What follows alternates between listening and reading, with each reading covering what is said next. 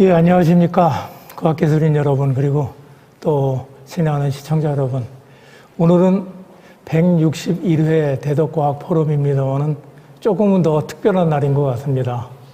저희가 코로나 때문에 2년간이나 같이 만나지 못하고 온라인으로만 그동안의 행사를 진행해 왔는데 오늘 드디어 코로나가 여전히 맹위를 떨치고 있기는 하지만 저희가 위드 코로나 모드로 바뀌어서 오늘은 오프라인과 온라인이 동시에 진행되는 그런 모임으로 새로 출발을 또 하게 되었습니다. 2년 동안 사실 여러분들 만나 뵙고 싶었고 가까이서 손목 잡으면서 인사 나누고 싶었는데 여러분들은 더 하셨겠죠? 근데 아마 이렇게 또 다시 온라인에서 벗어나서 오프라인으로 진입해 간다는 게 굉장히 감개무량한 것 같습니다. 오늘 이런 자리를 마련하게 되면서 또 그동안에 정말 그리웠던 분들이 많이 참여를 해 주셨습니다. 근데 한 분 한 분 소개해 드릴 여유는 안 될 것 같아서 그분들께는 양해의 말씀을 드리도록 하겠고요. 오늘 이 모임이 또 특히 또 다른 의미가 있는 것은 오늘은 특별히 연사분들 한 분 한 분들이 사실은 그 주제 하나만 가지고서도 2시간을 해도 모자라는 그런 좋은 주제와 또 많은 양의 자료를 준비를 해 주셨습니다.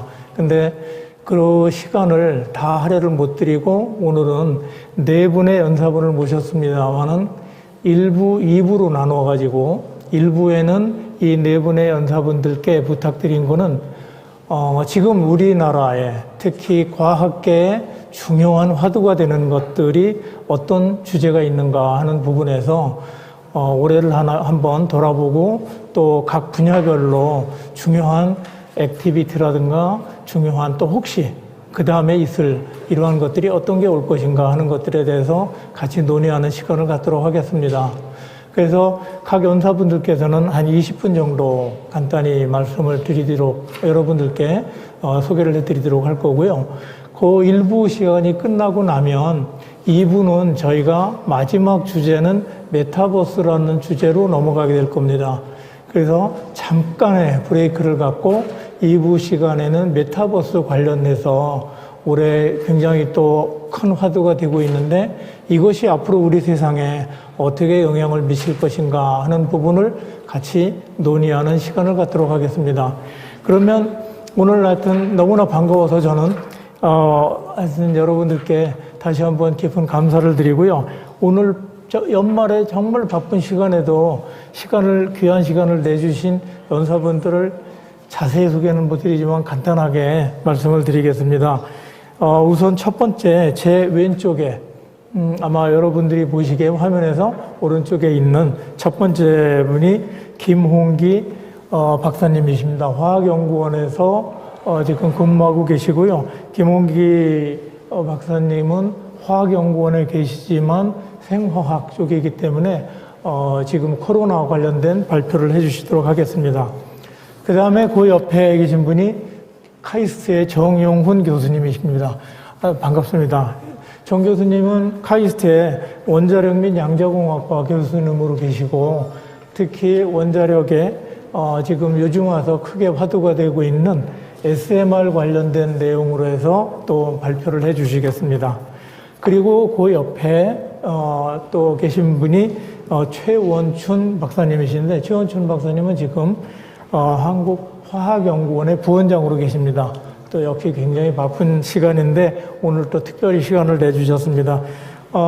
최 부원장님께서는 아마 올해 또 화학계에서 중요한 일들이 어떤 게 있고 앞으로 어떤 것들이 펼쳐져 나갈 것인가 하는 관점에서 또 발표를 해주시겠습니다.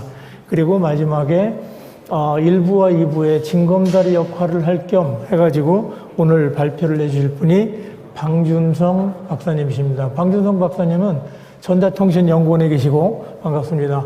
그리고 오늘 특히 요즘 최근에 와서 큰 화두로 뜨고 있는 메타버스에 대해서 발표를 해주시겠습니다. 그게 앞으로 지금 그리고 앞으로 우리 생활 속에 어떻게 스며들고 어떤 영향을 미칠 것인가 하는 거.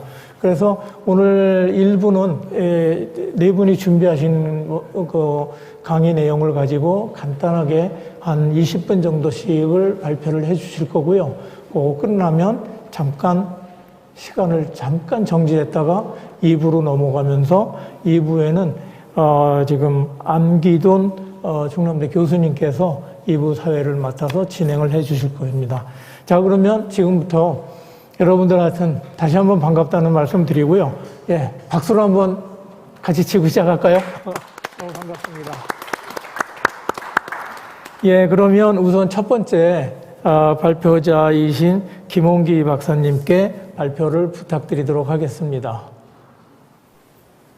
네, 안녕하십니까. 오늘 소개를 받은 한국화학연구원에서 근무하고 있는 김홍기입니다. 대덕 과학 포럼에서 뜻깊은 행사에 참여할 수 있게 되어서 감사를 드리고요.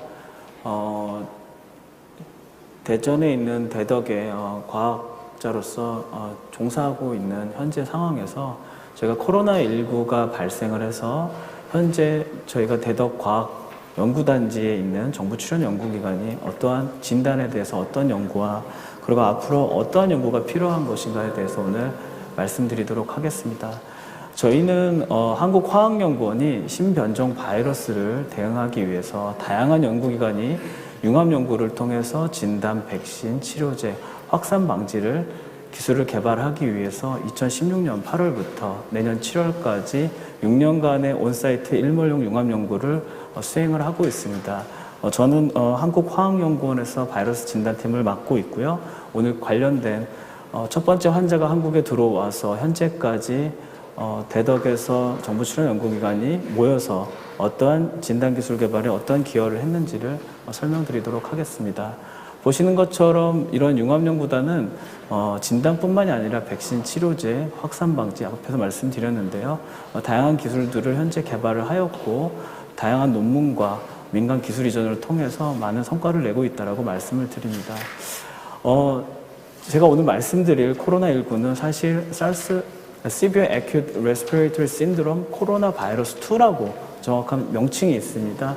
너무 잘 아시는 것처럼 메르스 때 코로나였고요. 홍콩도 사스가 코로나였습니다. 이러한 그 코로나 바이러스 2는 사람과 동물에게 동시에 감염을 시키고 서로 전파를 시킬 수 있습니다. 베타 바이러스고요. 그리고 전자현미경 사진을 좌측 하단에 있는데요. 보시면 스파이크 형태의 돌기를 가지고 있습니다. 현재 지난달 말 자료인데요. 전 세계적으로 2억 4천만 명의 많은 확진 환자를 발생하고 있고 500만 명에 가까운 사망자를 발생시키고 있습니다. 대륙별로 살펴보면 미국, 유럽, 그 다음에 남동아시아의 발생 추이가 매우 감소하는 형태로 아직까지도 많은 대유행이 일어나고 있고요. 현재 이슈가 되고 있는 감염병이 발생하고 대유행이 하루에 많은 수가 진단이 되면서 동시에 백신이 개발이 되어서 보시는 장표에서는 녹색이 진한 국가들은 2차 접종이 많이 이루어지고 있는 국가임과 동시에 아직까지도 많은 국가들은 옅은 색의 백신 접종이 미비한 현황을 보여주고 있습니다. 국가별로 살펴보면 아랍에미레이트연합 그리고 맨 하단에서 두 번째 한국이 있는데요. 우리나라의 경우 백신 접종이 좀 늦었지만 현재 지난달 말 기준으로 2차 접종률이 매우 높습니다. 보시는 것처럼 2차 접종에 어떤 백신 접종을 많이 하고 있으나 가운데 바를 보시면 에디셔널 도즈가 있습니다. 보시는 것처럼 에디셔널 도즈는 부스터샷입니다. 부스터샷은 아직까지도 매우 미흡하게 접종이 되고 있고요. 제가 오늘 이런 진단을 얘기하면서 왜 백신을 얘기하는지를 설명을 드리면 다음 슬라이드 부탁드리겠습니다.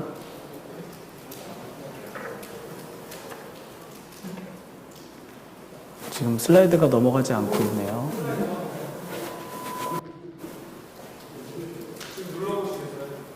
예, 제가 진단과 백신을 같이 얘기하는 이유는 RNA 바이러스의 변이가 매우 크고 현재 전 세계적으로 대유행 중에 있기 때문에 너무 잘 알고 있습니다. 저희 아이가 초등학생인데요. 영국, 남아공, 브라질발 바이러스 변이에 대해서 많이 듣고 있습니다.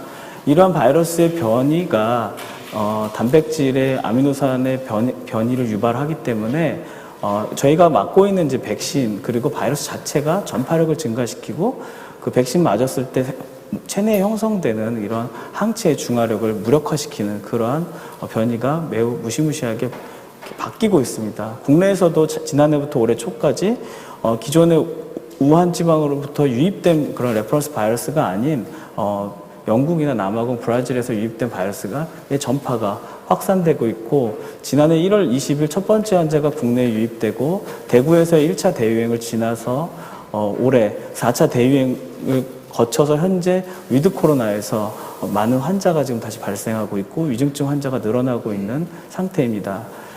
저희가 이러한 매일매일 그 진단되는 확진자와 자가격리자들을 알 수 있는 것은 진단을 통해서 환자 수와 그리고 접촉한 사람들을 자가격리하고 또 접촉한 사람들에 대해서도 음성, 양성을 판정하는 그런 진단 기술이 필요합니다.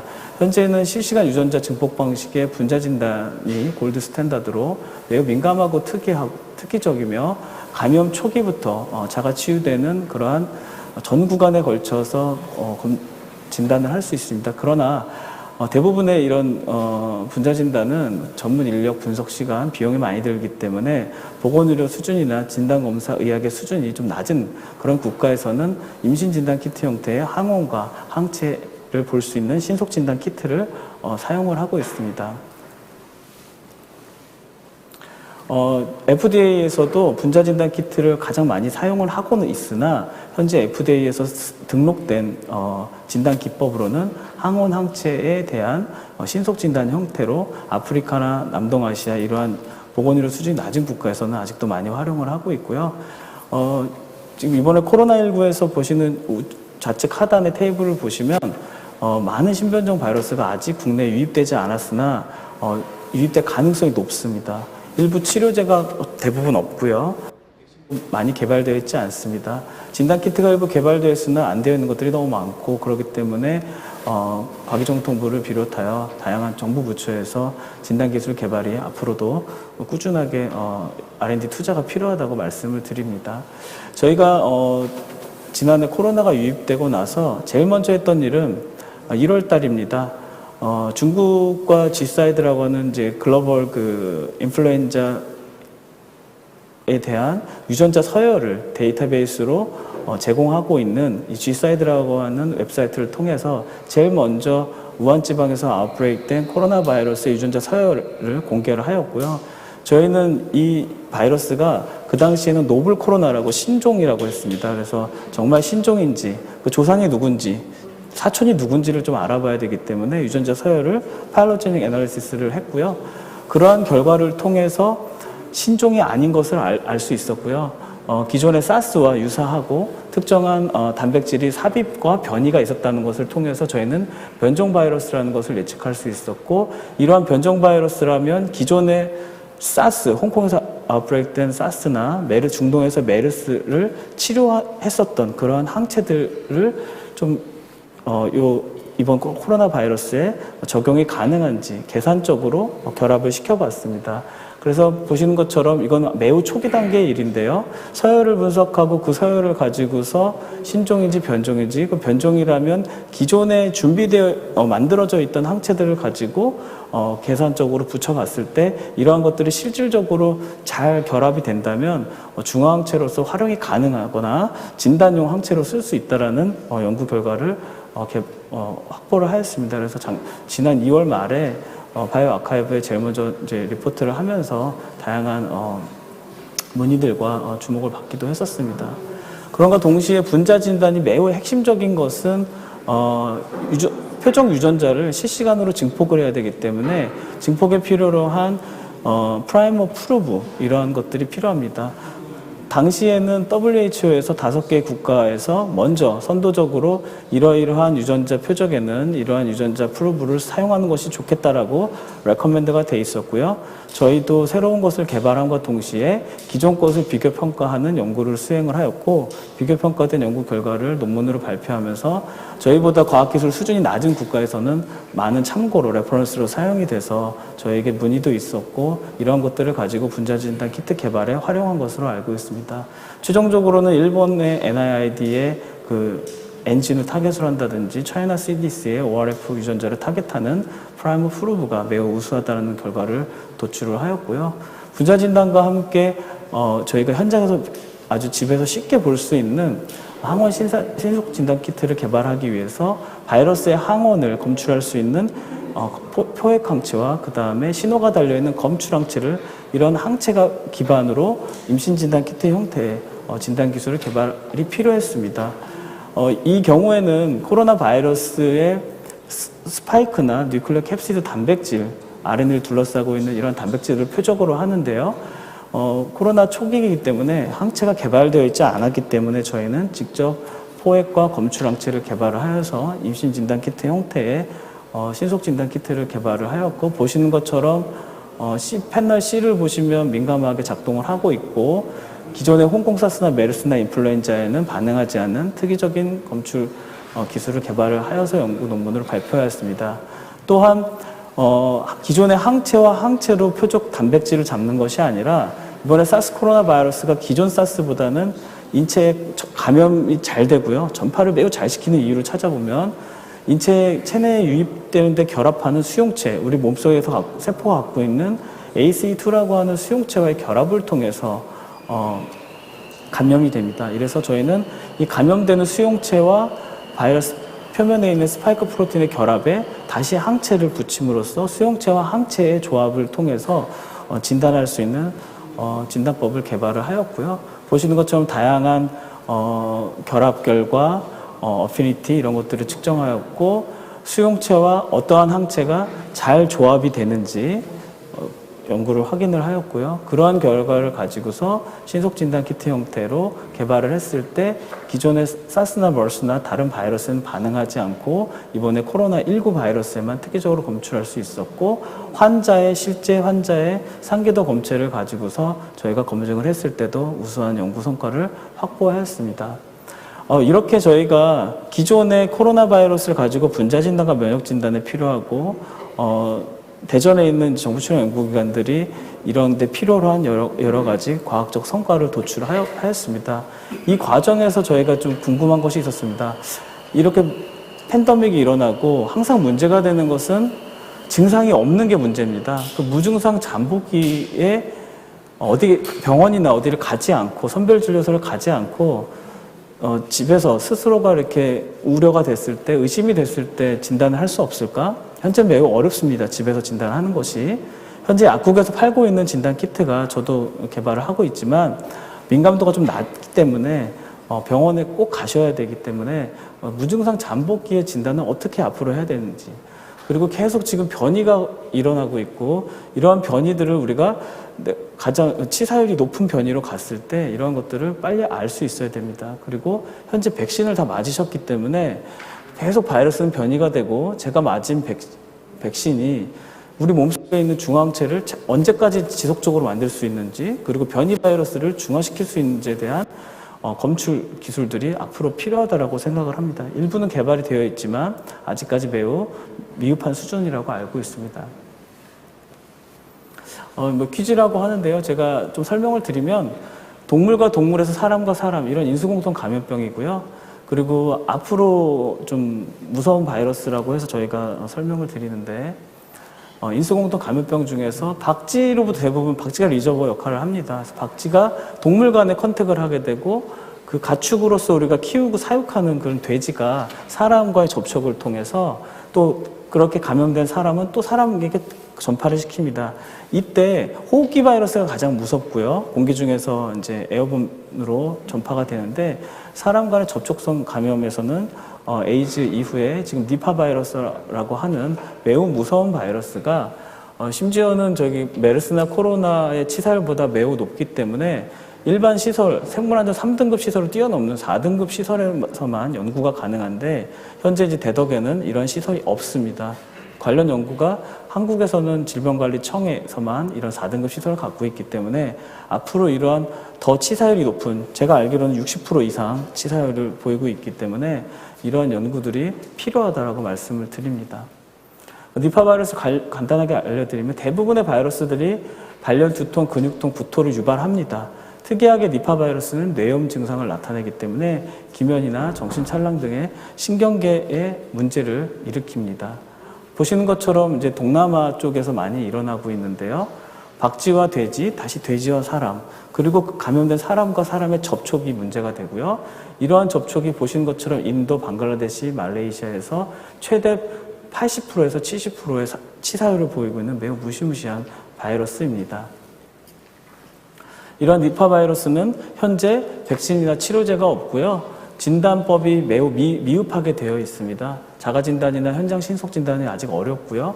어렵게 4등급 시설에서 일부 진단을 할 수가 있고 치료제가 없기 때문에 대증치료밖에 없습니다.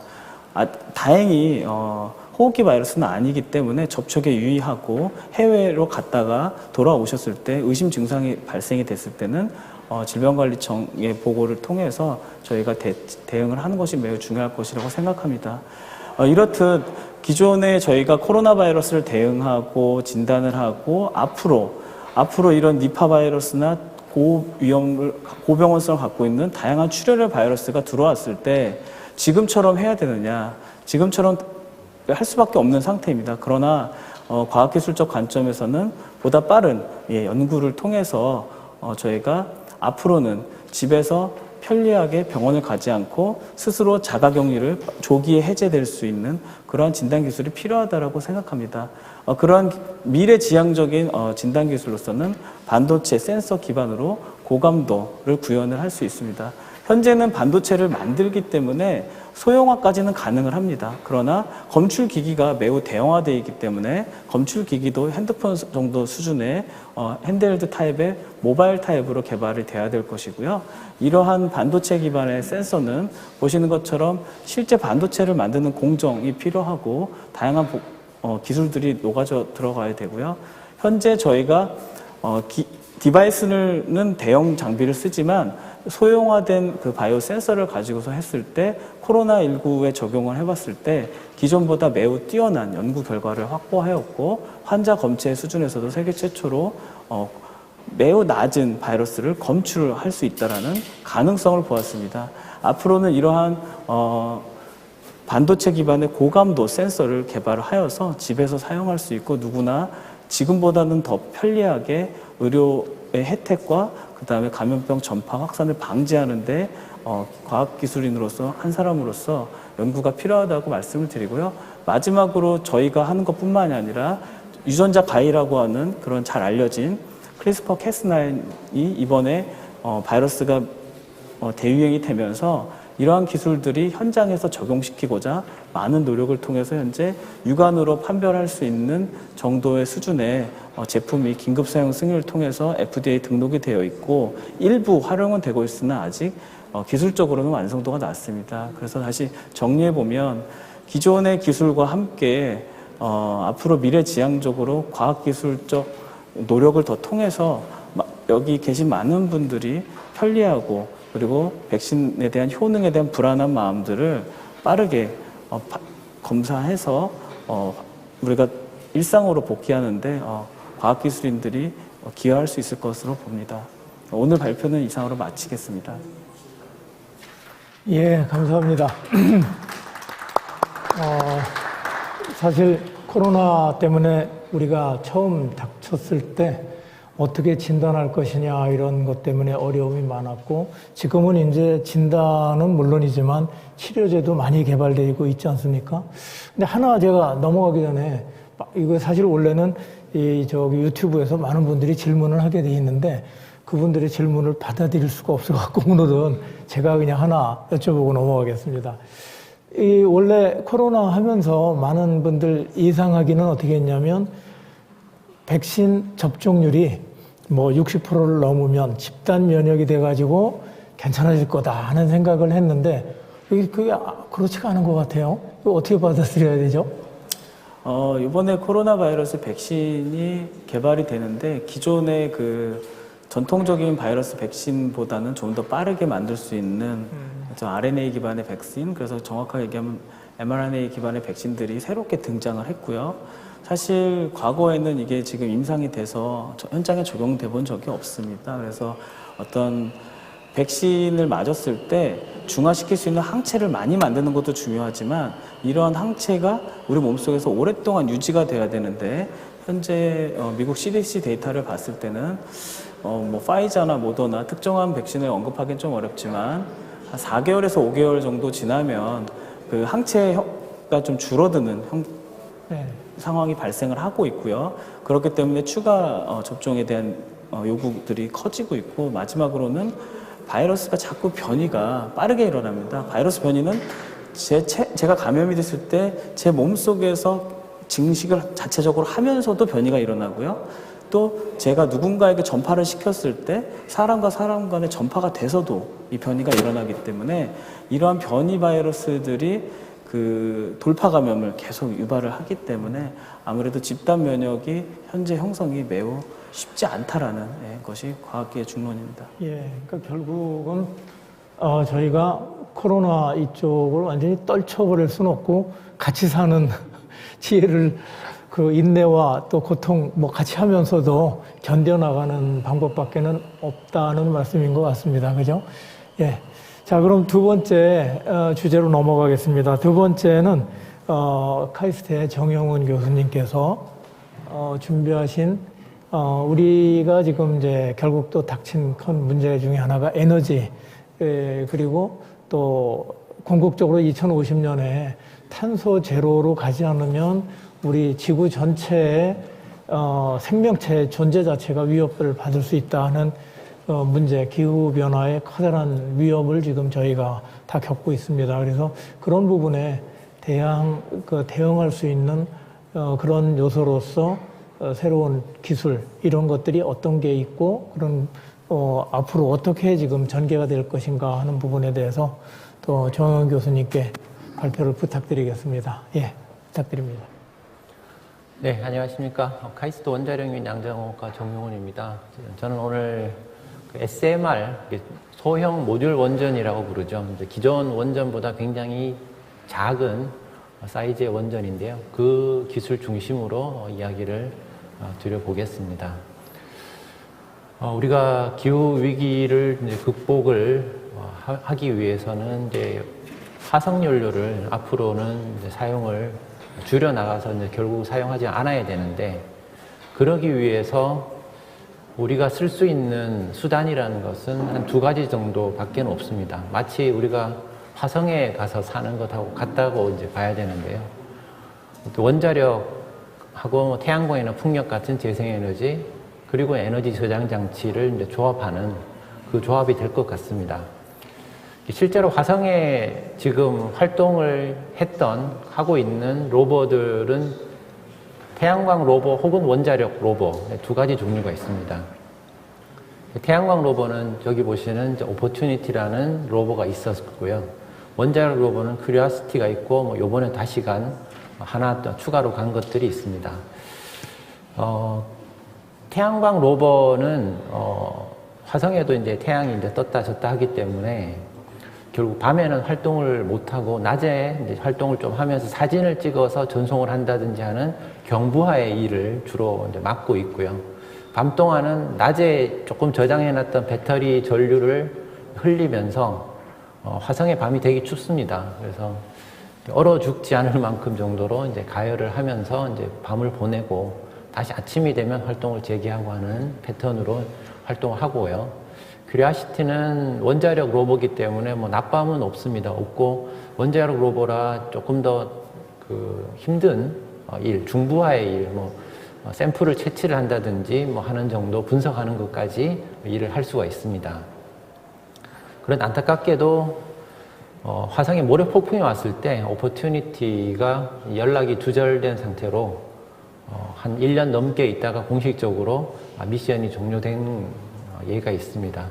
이렇듯이 태양광하고 원자력이 굉장히 좋은 조합인데, 태양광의 어떤 타고난 특성이라 그럴까요? 근데 밤에 사용할 수 없고, 장마나 눈이 오면 사용할 수 없는 그런 특성이 있기 때문에 결국 두 가지의 조합으로 가는 것이 우리가 미래에 화석연료를 못 쓰는 상황에서 가능한 솔루션이라고 생각합니다. 그래서 그래서 올해 이제 화성에 이제 착륙한 새로운 원자력과 태양광 로버가 되겠네요. 사실 태양광 로버는 아니고 태양광 헬리콥터죠. 저기 보시는 큰 로버가 원자력 로버인데요. 저 안에 이제 아래쪽에 배 부분에 저 태양광 그 헬리콥터를 이렇게 담고 착륙한 다음에 내려줬습니다. 내려주고 저 태양광 헬리콥터는 낮에 쭉 충전한 다음에 한 100초 정도 이렇게 날고 미션을 이제 수행하고 있고요. 그 옆에 이제 원자력 로버가 퍼시비어런스라고 하는 것이 암석도 채취해서 물의 흔적이 있는지 생명체 흔적이 있는지 지금 찾고 있습니다. 결국 이렇게 두 가지의 이제 조합으로 가야 되는데 원자력 쪽에서의 어떤 발전 방향이 올해 두드러진 특성은 중소형 모듈 원전으로 기술 개발이 굉장히 집중이 되고 있는데요.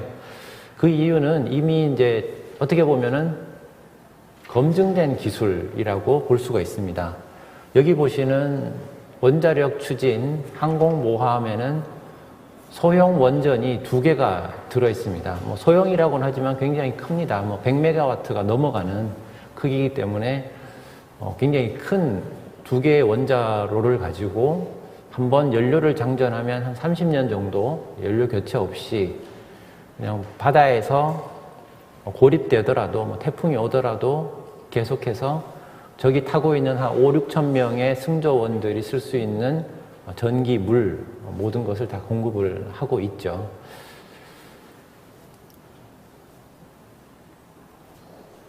그리고 지금 중소형 모듈 원전을 실제로 이제 적용을 하고 있는 가장 앞선 분야가 군사 기지 쪽이 됩니다. 아프간 같은 데에서도 미군이 경험하기를 사상자의 한 80% 이상이 전투에서 온 것이 아니고 병참에서 왔어요. 기지에 결국은 디젤 연료를 공급을 해야 되는데 그 공급을 하려고 그러면 어디서 실어 와야 되거든요. 실어 오고 나가는 그런 과정에서 대부분의 사상자가 생겼기 때문에 어떤 그런 기지에서 활용할 수 있는 고립되어서 그냥 1년이고 2년이고 계속해서 사용할 수 있는 전력원으로서 지금 여기 사진에 보시는 요거는 카이스트에서 개발한 개념인데요. 우리가 트럭으로 싣고 가서 바로 그냥 설치만 한 다음에 사용할 수 있는 형태의 개념이 되겠습니다. 대략 한 10메가와트 정도 수준인데요. 작은 규모는 아닙니다. 10메가와트도 지금 카이스트 캠퍼스 하나가 10메가와트 정도 되거든요. 그 정도니까 아주 작은 건 아니지만 원자력 쪽에서는 기존 원전의 한 100분의 1 정도밖에 안 되기 때문에 굉장히 작은 크기가 되겠습니다. 이렇게 작게 만들면 굉장히 안전성 측면에서는 이점이 더 있습니다. 기존 원전도 안전하게 좀 설계를 하기 나름이겠습니다만은 작은 원전은 크기가 작기 때문에 그냥 둬도 냉각이 돼요. 그냥 자연스럽게 공기로 그냥 냉각이 되는 것만으로도 중대 사고, 원자로가 녹는 그런 사고를 배제할 수 있고요. 심지어는 원자로가 이미 녹아있는 액체 연료를 사용하는 개념도 있습니다. 그러면 이거를 사고를 정의하기조차 어려운 그런 안전성을 확보를 할 수가 있고요. 그리고 작은 규모다 보니까 조 단위의 돈이 안 들어가도 되는 프로젝트가 돼서 좀 보명성을 가질 수가 있습니다. 그래서 다양한 용도로 사용이 가능하고요. 그 다음에 우리가 핸드폰처럼 아주 핸드폰이나 자동차처럼 대량 생산을 해서 단가를 내려주는 그런 숫자의 경제성을 추구할 수도 있습니다. 그런데 반면에 단점으로서는 크기가 작다 보니 충분한 숫자의 경제성을 달성하지 못하면 굉장히 비쌉니다. 그리고 아직은 초기이기 때문에 누가 이걸 써서 성공을 했다라는 트랙 레코드가 없어서 주저주저하는 그런 측면이 있을 수 있습니다. 그래서 앞으로는 가격을 내리는 기존 원전이 아래쪽에 아주 저렴한 원전이 있다면 소형 모듈 원전은 현재로서는 대형 원전보다는 비싼데요. 설계를 표준화하고 그 다음에 어느 나라에 가건 약간의 인허가 절차만 거친다 그러면은 범용적으로 수용이 된다라는 어떤 그 하모나이징하는 그런 노력이 있다면은 대형 원전만큼의 경제성을 가질 수가 있을 것 같습니다. 그리고 숫자를 늘리기 위해서는 이게 모듈, SMR이라고 저 M이 이제 모듈을 뜻하는 건데요. 여기 사진에서 보시듯이 공장에서 만들어서 사이트로 가져가서 저기 사이트에 한 10개나 뭐 5개나 뭐 여러 개를 설치할 수 있는 공간을 두고 거기에 전력 수요에 따라서 모듈을 갖다가 우리 카트리지 꽂듯이 갖다 꽂아서 설치하는 그런 개념이 지금 이제 추진되고 있고요. 그리고 소형 모듈 원전이 작긴 하지만 석탄 화력에 대비하면은 거의 같은 사이즈가 되거든요. 뭐 신규 석탄은 큽니다만은 예전에 설치됐던 석탄 발전소들은 작기 때문에 그 작은 석탄 발전소를 퇴역을 시킨다면은 그 지역에 대체 전력원이 반드시 필요합니다. 그래서 지금 뭐 빌 게이츠나 오렌 버핏이나 지금 추진하고 있는 프로젝트 중에 하나가 와이오밍에 석탄 발전소가 있는데 이게 퇴역하면 대책이 없는데 거기에 소형 모듈 원전을 설치를 해서 대체를 하겠다는 것이 이제 추진이 되고 있고요. 우주로도 지금 가지고 가려고 하고 있습니다. 뭐 아까 보여드렸던 그 로버가 100와트 수준입니다. 100와트라 그러면은 뭐 백열 전구 아주 큰 거 하나 정도 되는데요. 헤어 드라이어기가 이제 1kW니까 그것을 작동시키기에도 모자라는 전원입니다. 그러면 만약 사람이 가서 살게 된다 그러면은 적어도 킬로와트 이상의 전력이 필요한데 그것을 공급할 수 있는 우주형 원자로 같은 것이 지금 개발이 되고 있고요. 그런 우주형 원전을 사용해서 뭐 우주에 가서 저렇게 뭐 지표면에는 대기가 얇다 그러면은 방사선이 굉장히 셀 거기 때문에 지하에 저렇게 뭐 농장을 만들고 해서 거주를 하겠다. 근데 저는 사실 저기 공감은 잘 안 됩니다. 저는 뭐 화성에 뭘 만든다 그래도 거기 가서 살 생각은 없거든요. 그런데 가만히 생각해 보니까 저게 영 쓸모없는 일은 아니겠구나 싶은 것이 달이나 화성에 가서 살 수 있을 정도의 기술을 개발하다 보면 사실 지구상에 남극이건 사하라 사막이건 어딘들 사람이 가서 못 살 환경은 없겠다. 그래서 결국 우주 기술로 개발하겠지만 지구상에서 사용하는 기술로 저게 변모를 하겠구나 하는 생각을 갖고 있습니다. 그리고 재생에너지가 단점이 수력 말고는 24시간 쓸 수 있는 게 없습니다.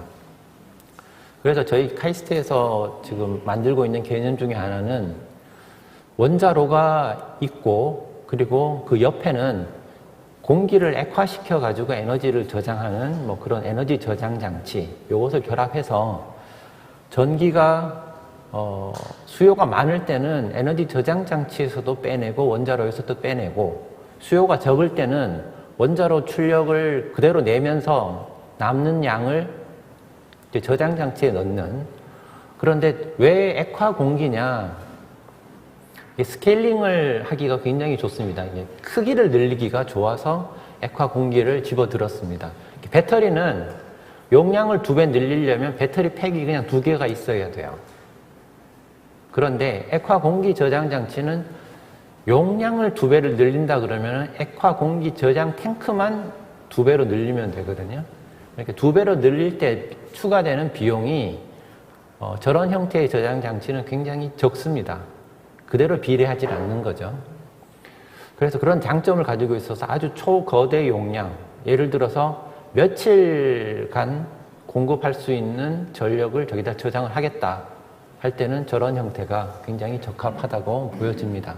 그리고 지하에 이제 위치하고 있는 원자로는 용융 소금 형태의 원자로가 되겠습니다. 이미 녹아 있는 거죠. 녹아 있기 때문에 이게 원자로가 녹아서 일어날 수 있는 사고라는 것은 정의가 안 됩니다. 그래서 어떤 큰 중대 사고를 아예 개념 자체에서 배제할 수 있는 그런 원자로에다가 뭐 작년, 재작년 같은 경우에는 장마가 거의 한 달 넘게 지속이 됐는데요. 그렇다면은 그동안에는 태양광이나 풍력, 특히 태양광은 출력을 기대할 수가 없습니다. 그런 상황에서 안정적으로 에너지를 공급하기 위해서는 아주 거대 규모의 저장 장치가 필요하겠다 해서 그 두 가지가 결합이 된 형태가 있습니다.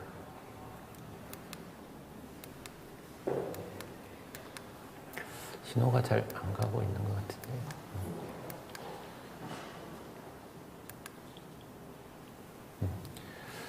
그리고 전기차 충전을 하는데 지하에 소형 모듈 원전이 들어가고, 그리고 거기 위에는 이제 빌딩이 있는데 전기차 충전할 수 있는 그런 형태로 나갈 수도 있고요.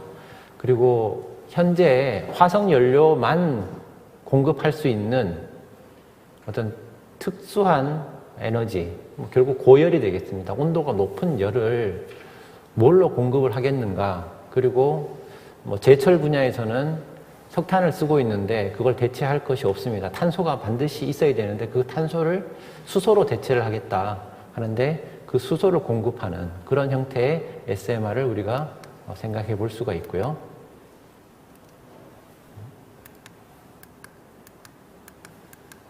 네, 다음요. 그리고 해상에서는 이미 다 검증은 다 돼 있습니다만은 상용 분야에 해상에서 추진할 수 있는 SMR을 개발을 하고 있습니다. 앞으로 선박 연료로서 탄소 함유된 연료를 쓰지 마라 그러면은 방법이 없습니다. 없기 때문에 결국은 원자력 추진을 해야 되는데 저 추진하는 원자력 그 엔진, 원자로를 포함한 엔진을 어떻게 지금 화석연료 가격 고려했을 때 경제성 있게 만들 것인가, 그것을 이제 고민 중에 있습니다. 네, 다음 부탁드립니다. 그리고 이제 원자력 발전 SMR이 되겠는데 해상 발전용 SMR 같은 것도 좀 개발이 이미 되어 있는 것도 있습니다. 러시아 같은 경우에는 시베리아에 있는 아주 소규모 도시에 전기를 공급하기 위해서는 그 주변에 가스 관도 없고 전력 선도 없기 때문에 고립된 지역의 전기 공급을, 그리고 열을 공급하고 식수를 공급하기 위해서 원자력 발전함을 지금 개발을 했고요. 좀 상용화를 했습니다. 그리고 여러 나라, 중국, 그리고 우리나라도 일부 이제 하고 있고요. 여러 나라들이 발전함에 대해서 연구들을 하고 있습니다. 다음 부탁드립니다.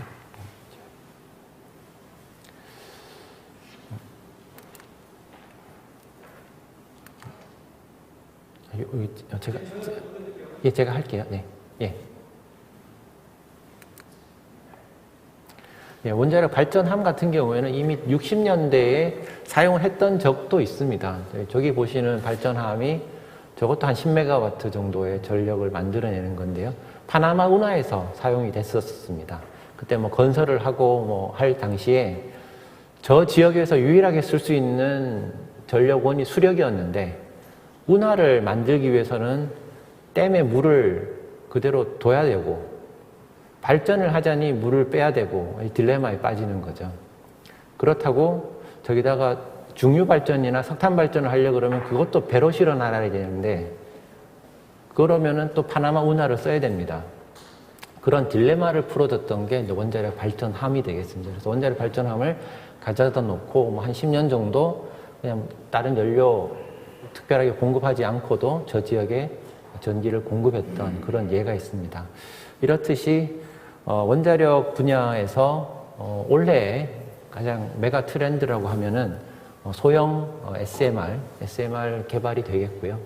현재로서는 아주 극초기 단계로 여러 용도로 사용할 수 있는 걸 개발을 해 나가고 있습니다. 그래서 앞으로는 여기 보셨던 예와 같이 수요자 입장에서 원자력 외에는 특별한 답을 찾기 어려운 그런 예가 생길 수가 있습니다. 그것 중심으로 앞으로 시장이 열려가지 않겠나 전망을 해봅니다. 발표 들어주셔서 고맙습니다. 감사합니다. 예, 감사합니다. 제가 또 마찬가지로 저기 오늘 시청자분들을 대신해서 한두 가지 질문을 드리도록 하겠습니다.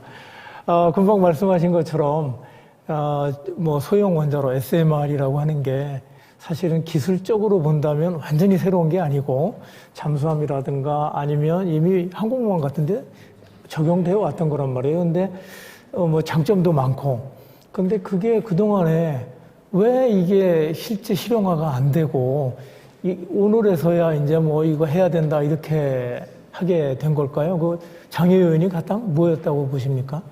이런 이야기도 대형 원전이 너무 경제성이라든지 성능이 좋았습니다. 좋아서 처음에 만들 때는 작게 시작했던 원전이 경제성을 크기로 추구를 하면서 그게 성공을 했어요. 그러다 보니 결과적으로는 소형 원전이라는 것은 소형이라야지 되는 데에서만 적용이 됐었었고요.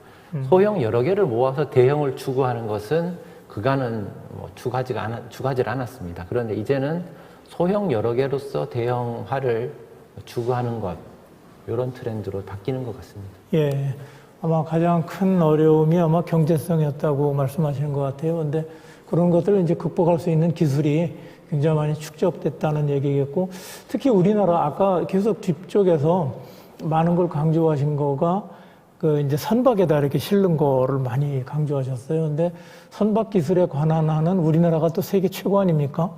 그래서 앞으로 제 생각엔 이런 두 가지 기술이 합쳐져서 만약에 적용이 된다면 우리나라의 또 다른 굉장히 또 성장 동력화원으로 또 발전할 수 있겠다 하는 생각을 합니다. 예, 감사드립니다.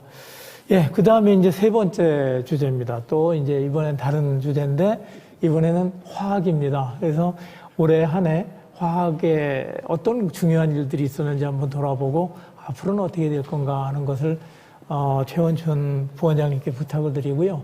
사실 뭐 화학이라는 거는 우리 살아가는 삶 속에 너무나 구석구석 다 스며들어 있는 거기 때문에 뭐 추가로 따로 중요성을 설명드릴 필요는 없을 것 같고 올해 있었던 중요한 일들하고 앞으로 어떻게 될 건가 하는 거를 부탁드리겠습니다. 예, 최 부원장님 발표 부탁드립니다. 네, 안녕하십니까. 소개받은 한국화학연구원의 최원춘입니다.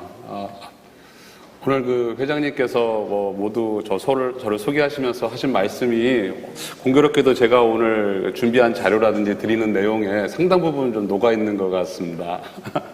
감사합니다.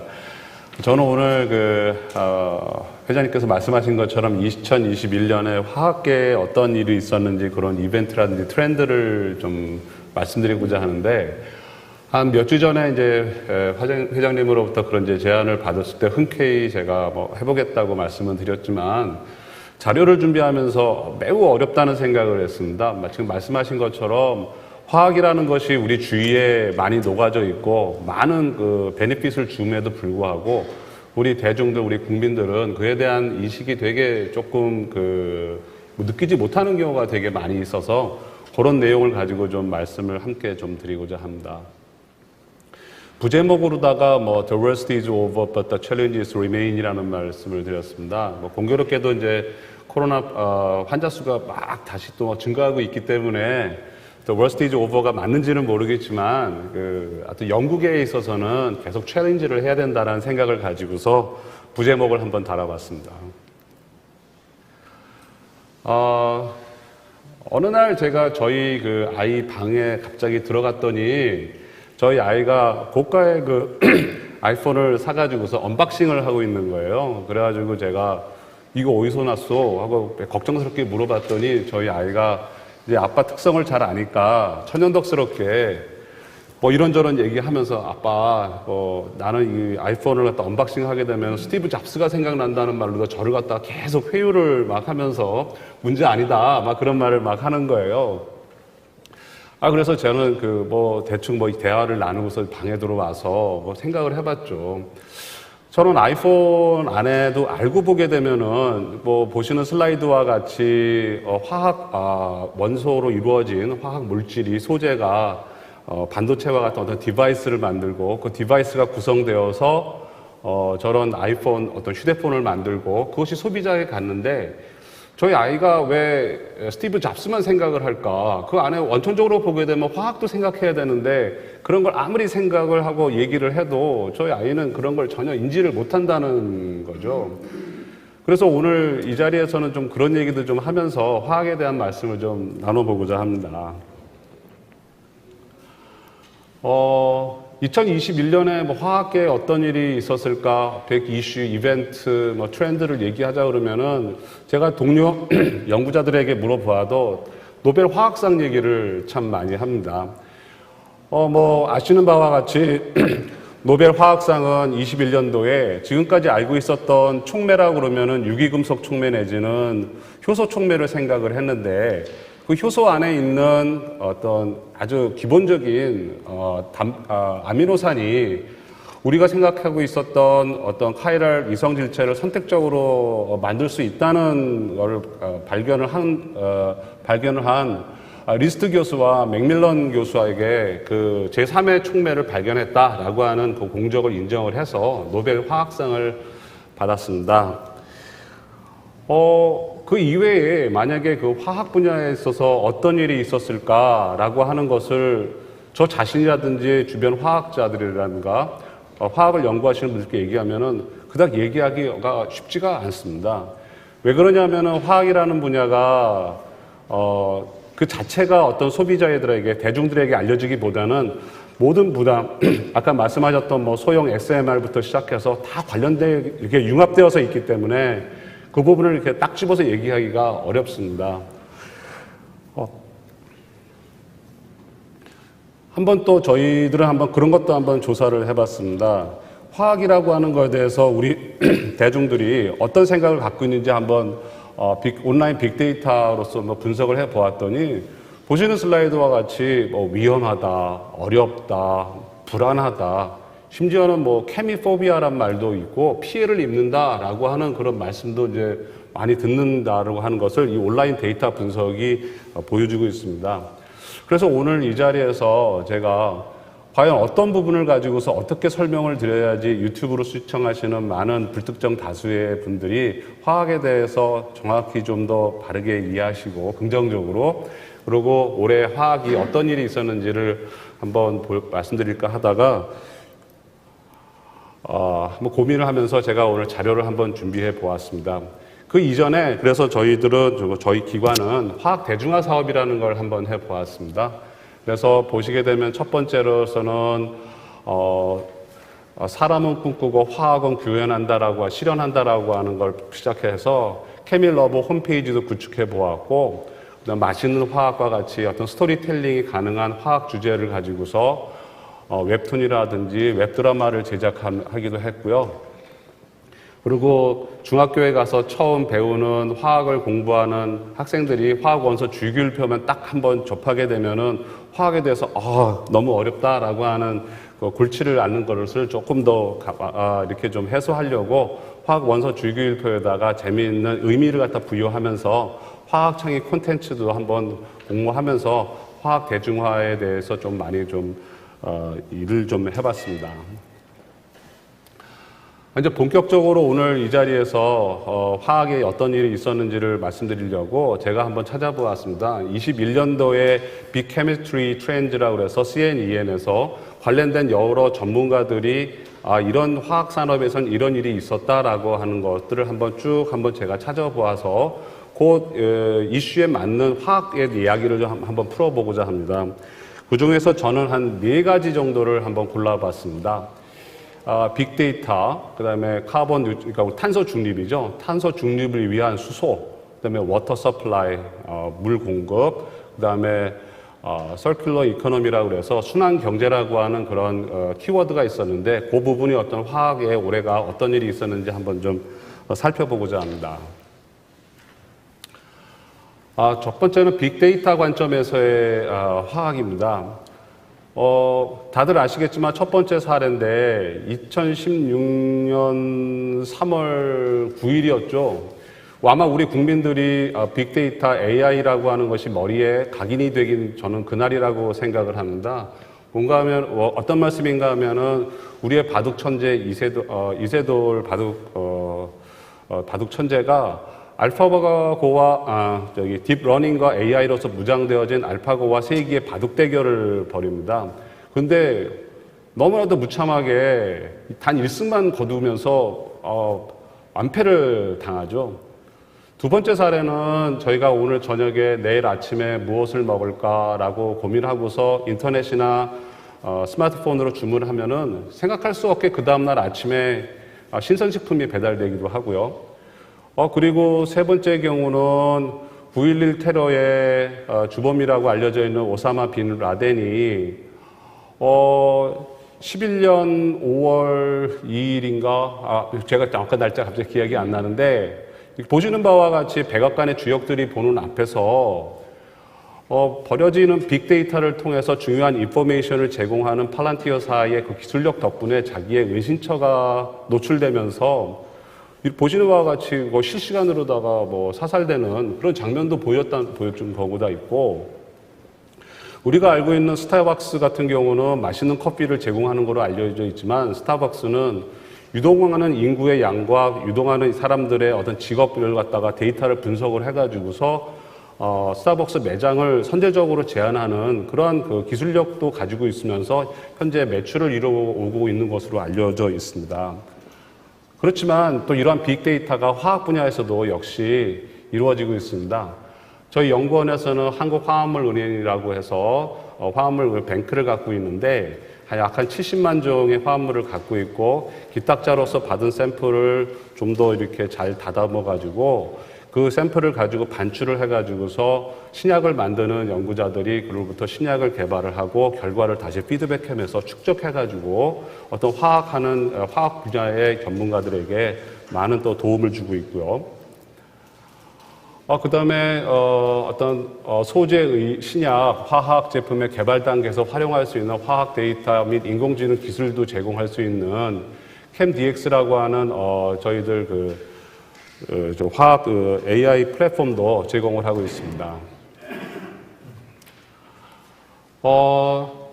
한편 그와 함께 저희들이 또 촉매를 연구하는 연구자들이 지난 10여 년 이상 동안 고민을 해왔던 분야가 있는데, 바로 메탄의 고부가화입니다. 메탄을 이용해서 에틸렌이나 프로필렌을 만들어야 되는데 아무도 그에 대한 정확한 해답을 내놓지 못하는 상황에서 그동안의 데이터를 가지고서 인공지능을 기술을 가지고서 촉매를 설계하고 이를 통해서 최적의 반응 조건을 찾았을 때 지능과 조금 확연히 다른 연구 결과를 얻은 경우도 있습니다. 그래서 저희들이 화학 실험실에서 AI를 투입했더니 꿀실험 됐네라고 하는 다소 조금 과장되기도 한 재미있는 말로서 한번 화학이 이제는 단순하게 어떤 트라이얼 앤 에러가 아니고 데이터를 이용한 연구를 하고 있다라는 말씀을 드려봅니다. 두 번째는 카본의 탄소 중립의 관점에 있어서 수소를 좀 말씀드리고자 합니다. NDC라고 해서 우리나라는 다른 어떠한 국가보다도 도전적인 그 탄소 감축량을 제시하고 있습니다. 18년 대비 약 한 26.7%를 감축하지만 최근에는 40%까지 감축하겠다라고 하는 도전적인 목표를 제시하고 있는데, 이를 위해서 가장 중요한 또 어떤 화학 물질이 바로 수소입니다. 실질적으로 수소를 생산하는 기술은 많이 알려져 있습니다. 오일이라든지 가스, 콜, 또 석탄이죠. 이거와 물을 리포밍 반응을 통해서 수소를 만들어내지만 여기서는 또 그에 못지않은 많은 그 이산화탄소가 발생되고 있습니다. 그래서 풍력, 태양광, 수력, 지열 등을 이용한 신재생 에너지를 통해서 전기를 만들고 그 전기를 이용해서 수전해를 통해 수소를 만드는 연구를 또 하고 있습니다. 그런데 여기서도 또 논점은 또 남습니다. 힘들게 만든 전기를 왜 구태여 다시 수소를 만드는 데 써야 되는지, 직접 이용하면 되는데 라고 하는 부분도 있고, 그렇게 만드는 수소도 저희가 어떤 자원이라고 생각하기는 어려울 정도로다가 신재생 에너지가 매우 간헐적이고 언스테이블하기 때문에 안정적인 공급에는 문제가 있다라는 말씀도 많이들 나누고 있습니다. 그런 측면에서 지난 6월에 있었던 네이처 커뮤니케이션에 나왔던 메탈과 인슐레이터와 세마이컨덕터를 이용한 일종의 어떤 소자에다가 UV 비저블을 비추게 되면 물의 산화 반응을 통해서 다량의 수소를 만들 수 있다는 연구 결과가 보고되어서 관련 연구자들은 많은 또 어떤 가능성을 가지고 고무되어져 있는 상황입니다. 세 번째는 물의 공급 차원에서의 화학입니다. 우스갯소리로 어떤 문제를 해결하면은 두 가지의 노벨상을 한 번에 받을 수 있다라고 이제 그 관련 이제 전문가들은 얘기하는데 그게 바로 물의 문제입니다. 물을 조금 더 깨끗하게 안정적으로 공급할 수 있는 기술을 개발하면은 화학상뿐만 아니라 노벨 평화상도 받을 거다라고들 이제 저희들과 관련된 전문가들은 그런 얘기들을 하고 있죠. 그만큼 물은 그 자체가 인간이 살아가기 위해서 가장 중요한 문제인데 물의 부족 문제가 분명히 다가올 것이다. 그래서 그를 해결하기 위해서 이스라엘에서는 해수 담수화 기술로 물 부족 문제를 해결하고자 합니다. 한편 여기서 가장 또 중요한 그 화학 소재가 멤브레인이라고 할 수 있는데 그 멤브레인의 안에 들어가고 있는 그 여러 가지 화학 소재를 이용해서 물의 담수화 기능을 혁신적으로 올리기도 하는 연구도 많이 하고 있습니다. 그런 측면에서 맥센이라고 하는 새로운 또 화학 소재에 대해서 많은 연구자들이 예전부터 했고 지금도 그렇긴데 많은 관심을 갖고 있고요. 맥센을 통하게 되면은 지금까지 다룰 수 없었던 어떤 물 워터 퓨리피케이션 분야에 있어서 상당히 혁신적인 연구 결과를 얻을 수 있다라고 하는 결과도 보고하고 있고 그래서 화학 분야에 있어서는 그래핀 이후에 맥센에 대해서도 많은 연구를 하고 있습니다. 마지막 네 번째는 그 순환 경제 차원에서의 그 바라보는 화학이 되겠습니다. 지금까지는 선형 경제, 즉 자원을 채취하고 그를 통해서 대량 생산을 하고 사용을 하고 이를 또 그냥 버려버리는 이런 선형 경제에서 자원 채취는 최소화하고 그로부터 버려지는 폐기물은 최소화하면서 내부에서 사용하고 회수하고 조달하고 생산하는 것들이 계속 순환되어지면서 자원 문제와 환경 문제를 동시에 해결하고자 하는 시도가 바로 순환 경제인데 어떤 선형 경제에서 순환 경제는 경제의 패러다임이 바뀌고 있다라고 하는 말씀도 많이 하고 있습니다. 이런 측면에서 우리가 많이 고민을 할 수 있었던 것들은 우리 대중들이 보고 수 있었던 것들은 배터리 리사이클이라든지 플라스틱 리사이클이 될 수 있겠습니다. 만약에 그 중에서 플라스틱 리사이클에서는 중요한 화학 기술로는 고분자를 모노머로 만드는 디폴리머리제이션, 해중합이라고 그러고요.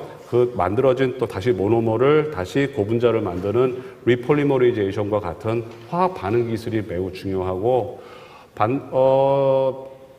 배터리 리사이클 분야에 있어서는 아주 중요한 원소인 리튬 메탈을 추출해내는 것들 또한 중요한 반응 기술로서 우리 대중들이 많이 고민을 하면서 손쉽게 화학이 이런 일을 하고 있구나라고 해서 알 수 있는 그러한 분야가 아닐까 그런 생각을 합니다. 마지막 슬라이드입니다. 저희 그 연구원의 캐치프레이즈가 하나 있는데 Chemistry for Us, Chemistry for Earth라고 하는 게 있습니다. 우리를 위한 지구를 위한 화학. 그러니까 화학이 우리를 위하고 지구를 위한다는 그런 뜻인데 그를 위해서 뭐 많은 일을 하고 있고 화학 연구하시는 분들도 많은 기여를 하고 있습니다. 그 측면에서 오늘 이 자리에서는 빅데이터라든지 하이드로젠, 물의 공급, 순환 경제라고 하는 화학 산업에서의 올해의 가장 중요한 키 이슈를 중심으로 해서 그 가운데에서 화학이 어떤 일을 했었는지 또 앞으로 어떤 일이 이루어질지에 대해서 한번 말씀드렸고요. 이 모든 것들이 보았을 때는 아까 이전에 말씀하셨던 정 교수님에서도 하나의 그 관련된 문제가 있는데 모든 게 다 에너지와 다 관련이 되어져 있는 것 같습니다. 그래서 지금도 그랬고 앞으로도 그러겠지만 화학이라고 하는 것은 어떤 그때그때 이슈에 다 대응을 하겠지만 아마 앞으로도 제 개인적인 생각은 에너지와 관련된 깨끗한 에너지를 공급하는 데 있어서 좀 더 많은 노력을 하고 많은 투자와 많은 시간을 보내지 않을까라는 생각을 하면서 발표를 마칩니다. 예, 최 부원장님께서는 화학 전반적인 부분을 이제 쭉 훑어주셨는데요. 역시 하나 또 질문을 드리고 넘어가야 되겠죠. 아까 사실 여기서 간단히 아마 그냥 말씀 크게 안 하시고 넘어가신 건 부분이 화학 쪽에서 이제 하나 추진한 거라고 그래 봐야 될지, 그 한국화합물은행이라는 게 있었어요. 그래서 이게 또 어떤 의미가 있고 또 나름대로 그걸 잘만 활용한다면 굉장히 좋은 플랫폼으로 많은 화학을 직접 안 하는 분들도 굉장히 많은 또 도움을 받을 수 있을 것 같아서 그게 어떤 건지 잠깐 좀 설명을 해주시고 다른 분들한테 또 화학계가 아닌 전반적인 쪽에 어떻게 이게 다 공유를 할 수 있게 되는지 그런 걸 좀 설명해 주시면 어떨까 부탁드립니다. 예. 아까 뭐 좀 느끼셨겠지만 또 너무 또 저희 기관이 하고 있는 거기 때문에 자세히 하면은 좀 그래서 좀 간단히 말씀드렸습니다. 그러니까 화합물은행은 저희들이 합성을 하기도 하고요. 기탁자가 샘플을 주시기도 하고 저희가 사기도 합니다. 그렇게 해서 모은 그 샘플의 양이 약 한 70만 종이 되고 있어요. 이 수는 이제 계속 늘어나고 있죠. 그리고 이것들을 저희가 이제 이 샘플을 이용을 해서 뭔가 신약을 개발하시고 뭔가를 만드시려는 분들은 이 샘플을 신청을 받으셔서 반출이 이루어지게 됩니다. 반출하시게 되면은 실험한 결과라든지 그것을 저희 연구원에 피드백을 결과를 주시게 되면 저희들은 그제서는 그때 그 구조를 갖다가 말씀드려요. 궁극적으로는 여기서 그치지는 좀 않을 계획입니다. 않아야 된다고 생각해요. 왜냐하면 이를 통해서 뭔가 새로운 빅데이터 AI와도 접목을 해가지고서 새로운 신약 개발이라든지 새로운 화합물 개발하는 쪽에 쭉 나가야 됩니다. 한편 이런 것들은 어떤 한 기관이라든지 한 어떤 지역적으로 이루어질 일은 아닌 것 같습니다. 왜냐하면 이런 화합물 은행과 같은 큰 플랫폼은 국가 전반에 미치는 영향이 엄청 크거든요. 실질적으로 요번에 코로나19 팬데믹에 있어서도 갖고 있는 화합물들을 활용해서 신약 개발의 연구 성과를 실질적으로 다 활용을 해서 저희 제약회사 등의 기술 이전을 한 사례도 많이 있고 그렇습니다. 또 시간을 주셨으니까 이런 것들이 좀 더 기능을 제대로 많이 발휘하기 위해서는 많은 관련 연구자들께서 많은 데이터를 공유를 해주셔야 되는 문제가 있습니다. 그래서 샘플도 주시면서 그 샘플에 대해서 정확하게 분석한 데이터들, 어떤 데이터와 성능 분석 결과들도 계속 정제되어진 결과를 주셔야 되고, 함께 그러한 노력들이 부처와 어떤 우리 관련 연구자들 또 제반적인 관련된 모든 관심들이 계속 관심을 가져주시게 되면은 이것들은 앞으로 계속 활용되게 되면 엄청난 파급 효과가 있을 거라고 생각을 하고 있습니다. 예, 감사합니다. 저희가 일반적으로 은행하면 계좌를 만들어야 사용할 수 있는데 화합물은행도 마찬가지인 거죠. 뭔가 이렇게 등록을 하고 계좌를 터야 되는 거겠죠. 예, 감사합니다. 앞으로 또 그 화학을 직접 안 하시는 분들한테도 큰 도움이 될 수 있을 거라고 생각합니다. 예, 오늘 마지막 네 번째 주제가 되겠는데요. 이제 2부로 넘어가기 전에 저희가 요즘 크게 화두로 떠오르고 있는 메타버스입니다. 그러니까 저희가 지금까지는 현실 세계, 그러니까 정말 눈에 보이고 만져지고 뭐 이런 거 세계 속에서만 저희는 거의 활동하고 생각하고 이런 범위였는데 이제 이걸 벗어나서 가상 세계와 어떻게 보면 현실 세계하고 완전히 좀 그냥 섞어져 가는 그런 형태가 되어가고 있는 것 같은데, 그런 관점에서 메타버스가 지금은 어느 정도 발전이 되고 있고 앞으로 우리 삶에 어떻게 영향을 미칠까 하는 거를 방준성 방준성 박사님께서 발표를 해주시겠습니다. 예, 방 박사님 초대하겠습니다. 감사합니다. 부탁드릴게요. 그래서 아까 얘기한 그런 것들이 첫 번째로 경제 시스템의 예를 보면 그 로블록스는 이제 로복스, 그리고 이제 제페토는 잼, 그리고 이제 샌드박스나 디센트럴랜드 같은 경우는 마나나 뭐 샌드 이런 다양한 각자의 머니가 있거든요. 여기서 이제 던질 수 있는 질문은 그러면은 각자 돈이 있는데 이 돈이 그러면은 메타버스 월드 간 이게 교환이 가능하냐? 약간 이런 이슈도 있을 수 있고, 저희가 오히려 이런 이슈가 더 중요하다고 생각해요. 저는 이게 가상의 공간을 만드는 건 누구나 만들 수 있지만 어느 누군가 이런 걸 좀 정리를 좀 해줘야 약간 사회적으로 문제가 안 생기거든요. 아니면은 독과점으로 무제한적 자기가 돈을 생산할 수 있다고 한다면은 그 플랫폼 기업이 너무나 많은 것들을 취득할 수 있기 때문에 그런 것도 한번 고민해야 되고, 그 샌드박스나 이제 디센트럴랜드 그 같은 경우에는 이제 디지털 공간을 제한함으로써 저기서 이제 땅거래 같은 것들 이런 것도 실제로 가능하게 되는 그런 상태를 볼 수 있고요. 네. 여러 가지 그 기술들이 융합이 되고 여러 가지 서비스가 가능하기 때문에 그것들 하나의 기술, 하나의 서비스로 정의하는 게 너무 어렵잖아요. 아까 앞에서 보신 것처럼 메타버스 서비스 사례도 뭐 게임 중심, 소셜 중심, 뭐 저희 생활 문화 중심 여러 가지가 있기 때문에 그래서 이제 서비스 기준은 이제 저희 자체적으로 애틀에 있는 분들하고 이제 외부에 있는 분들하고 협의를 좀 해서 좀 상의를 한 결과 경제 시스템 그리고 이제 지속성하고 상호 운영성이 좀 있어야 되고 그리고 콘텐츠 프로스머라고 이제 이렇게 얘기를 했었는데 안에서 저작도 하고 소비도 하고 이런 거 이제 큰 특징이 아닐까 이렇게 생각을 했고요. 이게 이제 플랫폼으로 넘어오면 저희가 뭘 구현해야 되냐 이렇게 봤을 때는 이제 저는 이제 경제 플랫폼, 소셜 플랫폼, 산업 플랫폼 이렇게 적어놨었는데 이게 보면은 그 메타버스 플랫폼 회사들이 만들었을 때 기본적으로 자기들이 제공해주는 그런 기능들이라고 한번 생각을 해보시면 될 것 같아요. 그래서 이 메타버스 안에는 그 기능을 제공할 때도 이제 환경, 또 디지털 교면, 시뮬레이션, 오규멘테이션 정보를 이제 증강하고 이런 것들을 바탕으로 이걸 하게 되는데 이거를 가만히 생각해 보면 앞에 있는 서비스에서도 저희가 NFT, 블록체인 이런 것들이 분명히 강조가 되거든요. 그 얘기는 분명히 제가 얘기한 그 경제 플랫폼 관점에서 이런 것들이 당연히 확산돼서 그런 분야로 이제 기술들이 계속 늘어나지 않을까 이렇게 당연히 예측해 볼 수가 있고요. 소셜 플랫폼 제가 중요하게 생각했는데 제가 이제 지난달 말에 그 국제 초청 강연을 하나 거기서 또 그 얘기를 했었는데 페이스북 같은 경우에는 이제 워낙 소셜 네트워크 중심의 서비스다 보니까 자기들도 이제 메타버스에 대해서 관심이 굉장히 많을 수밖에 없다 이렇게 얘기를 했었는데 회사명을 또 메타로 바꿨어요. 또 그 타이밍에. 어쨌든 저희가 이제 소셜 플랫폼을 생각을 했을 때 그러면은 사람들이 만나서 소통하고 하는 것이 필요하기 때문에 같이 어울릴 수 있는 뭐 게임, 교육, 그리고 이제 쇼핑 뭐 이런 것들이 당연히 저희가 이제 처음에 나오는 메타버스 서비스일 거라고 당연히 생각을 해볼 수 있을 것 같고요. 산업 플랫폼은 뭐냐? 저거는 이제 이런 관점이에요. 그 메타버스 자체의 공간이 만들어졌고 그 안에서 저희가 뭘 할 수 있겠지만 그것들이 실제로 일과 연계가 되고 저희의 이제 생활과 연결가 되고 그래야지만 이 플랫폼이 지속 가능하다 이렇게 볼 수 있다는 거죠. 네, 이거 잠깐 지나갈게요. 그럼 이거는 좀 짧게 하고 지나가면은, 그래서 앞에 얘기했던 그 서비스 특징, 저희가 이제 크리에이터로 돼 있는데, 콘텐츠 프레스머, 그러니까 가상의 공간에서 내가 뭘 만들고 그걸 소비할 수 있는 게 굉장히 중요하다. 이렇게 볼 수가 있고.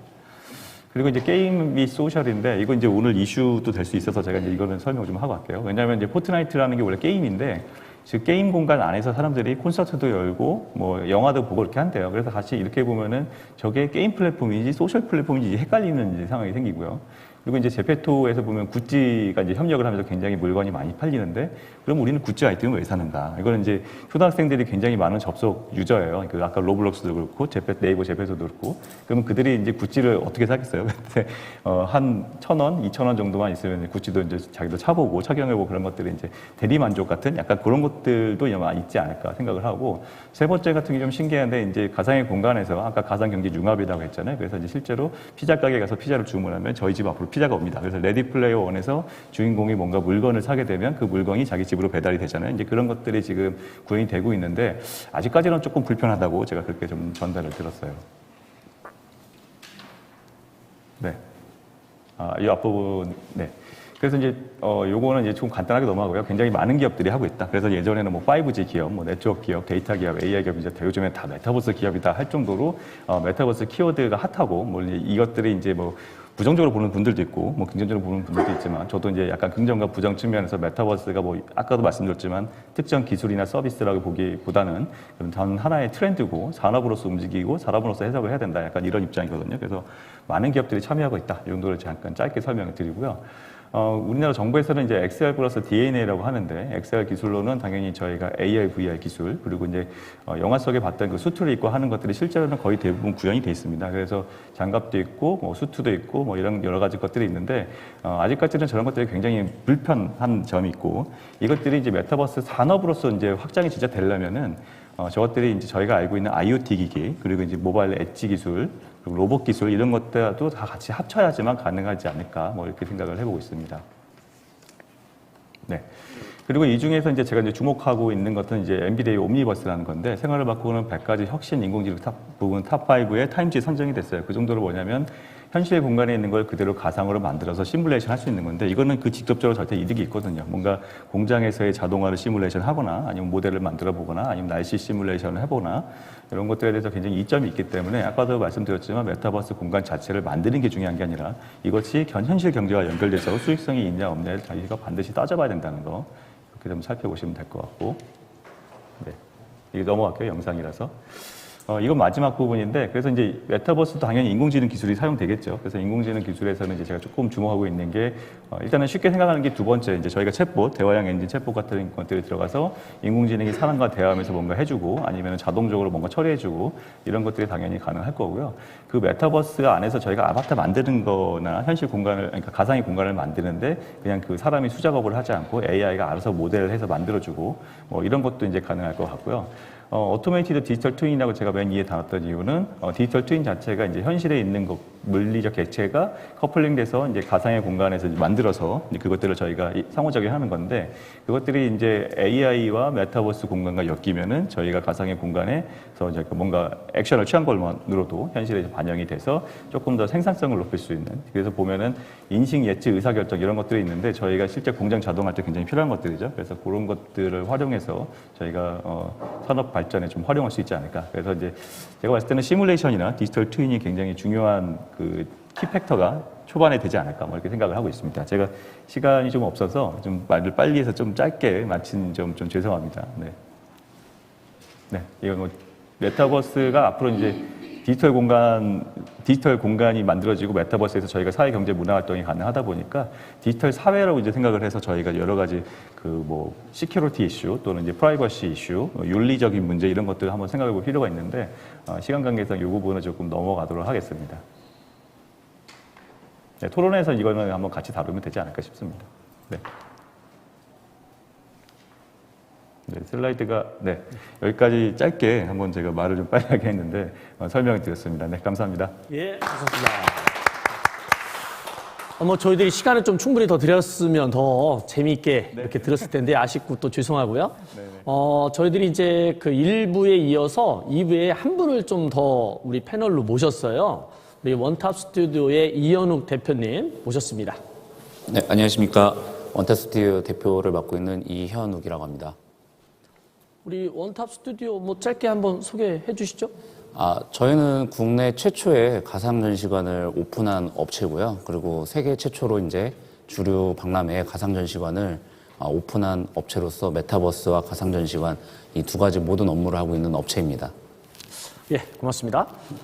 사실 저희들이 이제 10월 27일 날 이 자리에서 모두의 과학기술 포럼 1회를 시작을 했었는데, 그때는 이제 이 산학의 협력을 만들기 위해서는 기업 대표님들이 많이 오셔야 돼서 그때는 많이 모셨었고, 또 다른 방식 중에 하나는 기존에 있는 이 학계 중심으로 하는 세미나나 포럼, 여기에 우리 기업 대표님들이나 관련자들을 모셔서 한번 이렇게 함께 우리 논의를 해보고 강의도 듣고 이런 어떤 그 타입이 있어요. 그래서 오늘은 이제 그 두 번째 타입이라서 아마 우리 시청하시는 분들 중에서 1회도 보셨고 오늘 참여하시면 비교를 좀 해보실 수 있을 것 같고요.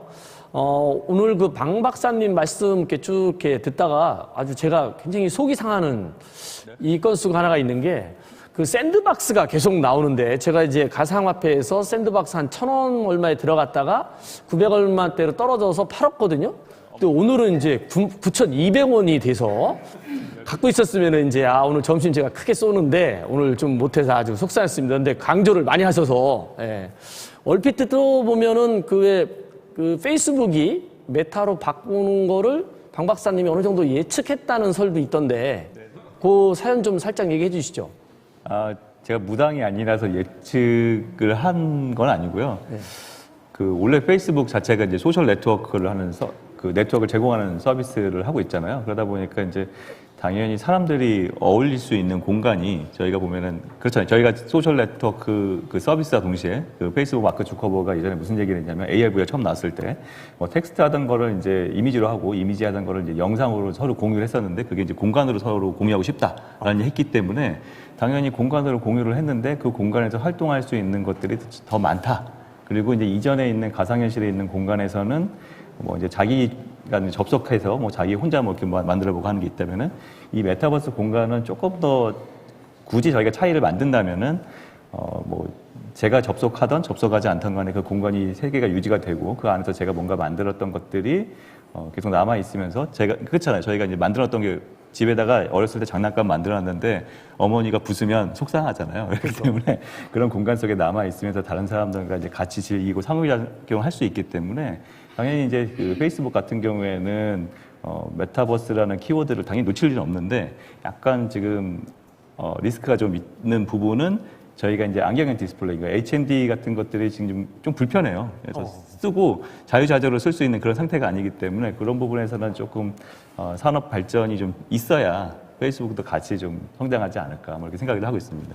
그 메타 상표권을 그 뭐 미국에 있는 뭐 한국 자녀가 상표권 한 400억 원 정도로 팔았다고 뭐 그러던데 네.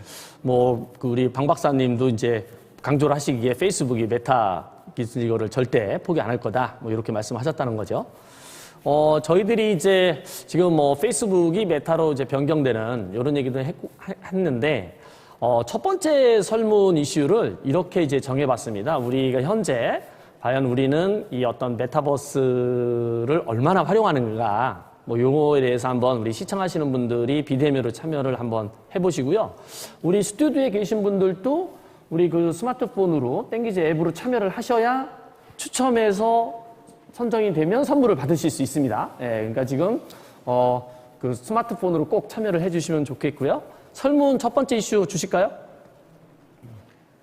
우리 실생활에서 우리가 얼마나 메타버스를 지금 활용하는 수준이 어느 정도인지 이제 문의를 하는 건데요. 내가 현재 메타버스를 활용하는 수준은 어느 정도입니까?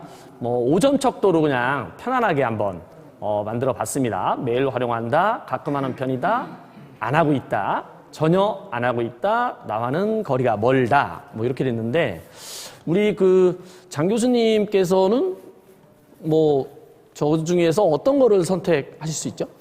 예. 저는 안 하고 있다. 안 하고 있다. 안 하고 있다. 이때 이제 그 우리 방 박사님께서 아마 설명을 좀 해주셔야 될 것 같아요. 예, 우리 결과 보면서. 우리 최원춘 부원장님은 어떠세요? 저요? 예. 저도 거의 안 하고 있다. 안 하고 있다. 안 하고 있다. 뭐 그럴 것 같습니다. 솔직히 말씀드립니다. 아, 그래요? 우리 김홍기 박사님은 어떠세요? 같은 얘기인데요. 안 하고 있는지 모르겠지만 못 하고 있는 것 같습니다. 못 하고 있다요.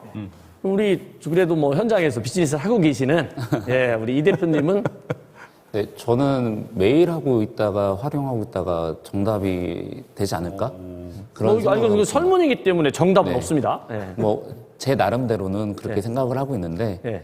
이제 뭐 기준점이라는 게 있겠죠. 어떤 기준점에 어떻게 사용하고 있는지를 네. 뭐 얘기를 한다고 하면 그 기준점에 맞다고 하면 저는 매일 활용하고 매일 있다라고 저는 활용하고 생각하고 있다. 있습니다. 네.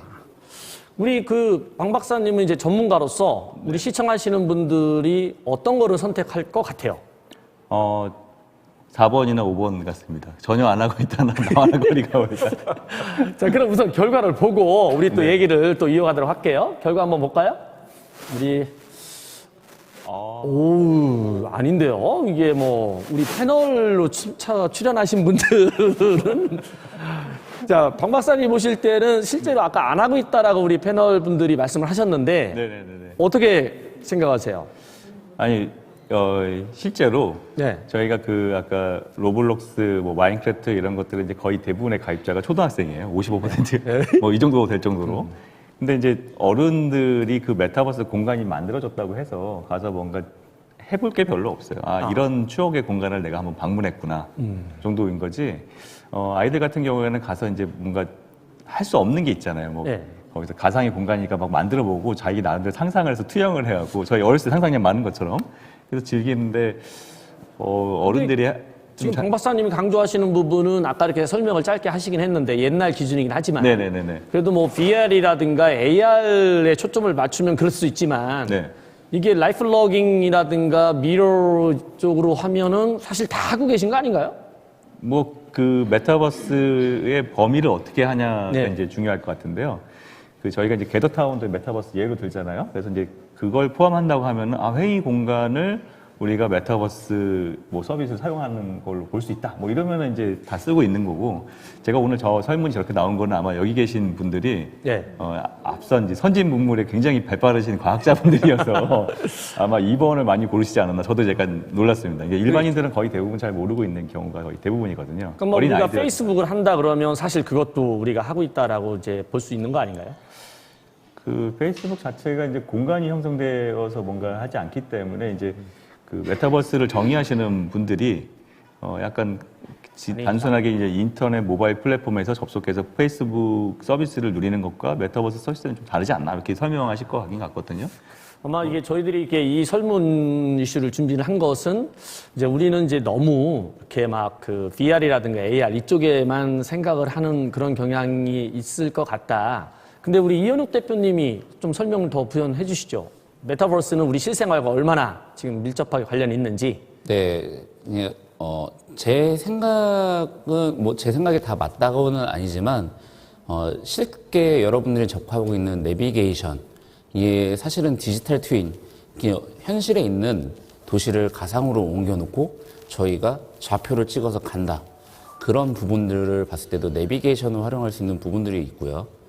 또 하나는 여러분들이 쉽게 할 수 있는 게임들, 롤플레잉들 게임들 중에 배틀그라운드 이런 것들이 나만의 캐릭터를 가지고 나만의 아이템을 구입하거나 사거나, 그리고 똑같은 거여도 저희가 기성복을 다 사고 있지만 그들이 입는 방식과 취향이 틀리면서 그것들이 똑같이 캐릭터에도 적용이 된다는 겁니다.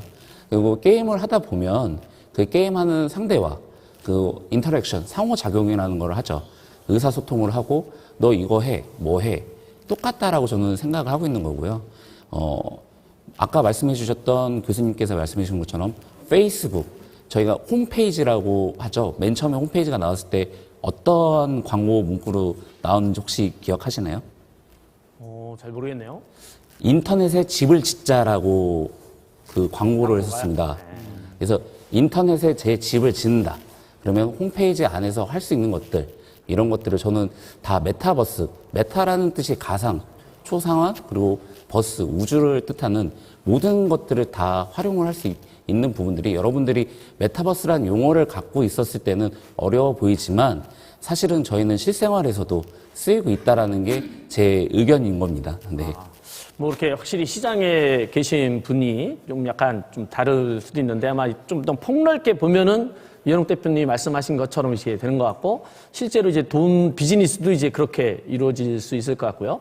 이제 첫 번째 저희들이 준비한 거는 우리 메타버스가 우리 실생활하고 얼마나 관련이 있는가, 요런 그거를 한번 우리가 상기시켜보자, 이런 차원에서 한번 준비를 해봤고요. 아마 이제 설문 이제 아까 약속드린 것처럼 6분께 이제 추첨을 해서 아마 선물을 드릴 겁니다. 그거는 저희들이 자막으로 이렇게 보여드릴게요. 지금 자막 나오나요?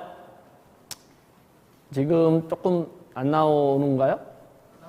나와요? 예, 사실 저희들이 매력 중에 하나는 이렇게 얘기를 하면서 중간중간에 좀 이렇게 선물도 좀 드리고 이런 건데, 우리 스튜디오에 계신 분들 중에서도 이제 추첨이 좀 됐으면 하는 이런 또 간절한 바람이고요.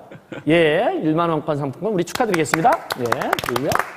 자, 우리 바로 이어서 아까 방준성 박사님이 언급은 살짝 하긴 했는데, 두 번째 설문은 우리 실생활에 굉장히 이제 관련이 이제 돼 있다 그러면 누가 메타버스를 가장 많이 활용할 건가? 이거 한번 준비를 해봤어요. 설문 두 번째 설문 주시죠.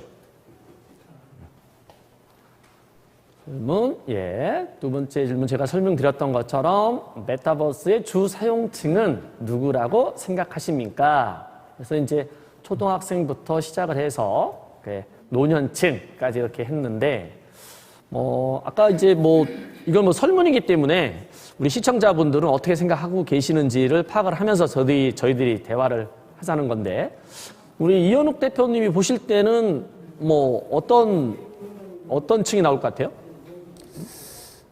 저는 전 연령층이 사용하지 않을까라고 저는 생각을 하고 있는데. 그럼 이제 균등하게 이제 설문조사가 나올 거다 이거죠? 네네. 저는 그렇게 제 기준점에서는 그렇다는 겁니다. 네. 우리 김홍기 원장님은 대략 예측을 하신다 그러면 어떨 것 같아요? 제 경험으로는 이제 저희 아이가 초등학생인데요. 예. 많이 사용하고 있습니다. 아까도 얘기하고 있던 로블록스나 마인크래프트를 많이 사용하고 있고, 그래서 초등학생층이 두터울 거라고 봅니다. 그런 형태의 메타버스라면. 네. 그러나 아까 이제 대표님께서 말씀하신 그런 좀 확장적 개념에서는 연령층이 좀 더 다양할 것 같고요. 특히나 노년층이 앞으로 활용도가 높아지지 않을까. 포스트 코로나 시대에 그럴 것 같다고 생각이 듭니다. 우리 정 교수님께도 동일한 한번 질문 드리면요. 예, 뭐 제 생각에도 초등학생, 뭐 초등학생? 중학생 어릴수록 더 많이 할 것 하지 같다. 않을까. 아직 뭐랄까 현실이라는 것에 아주 깊게 들어와 있는 나이든 어른들은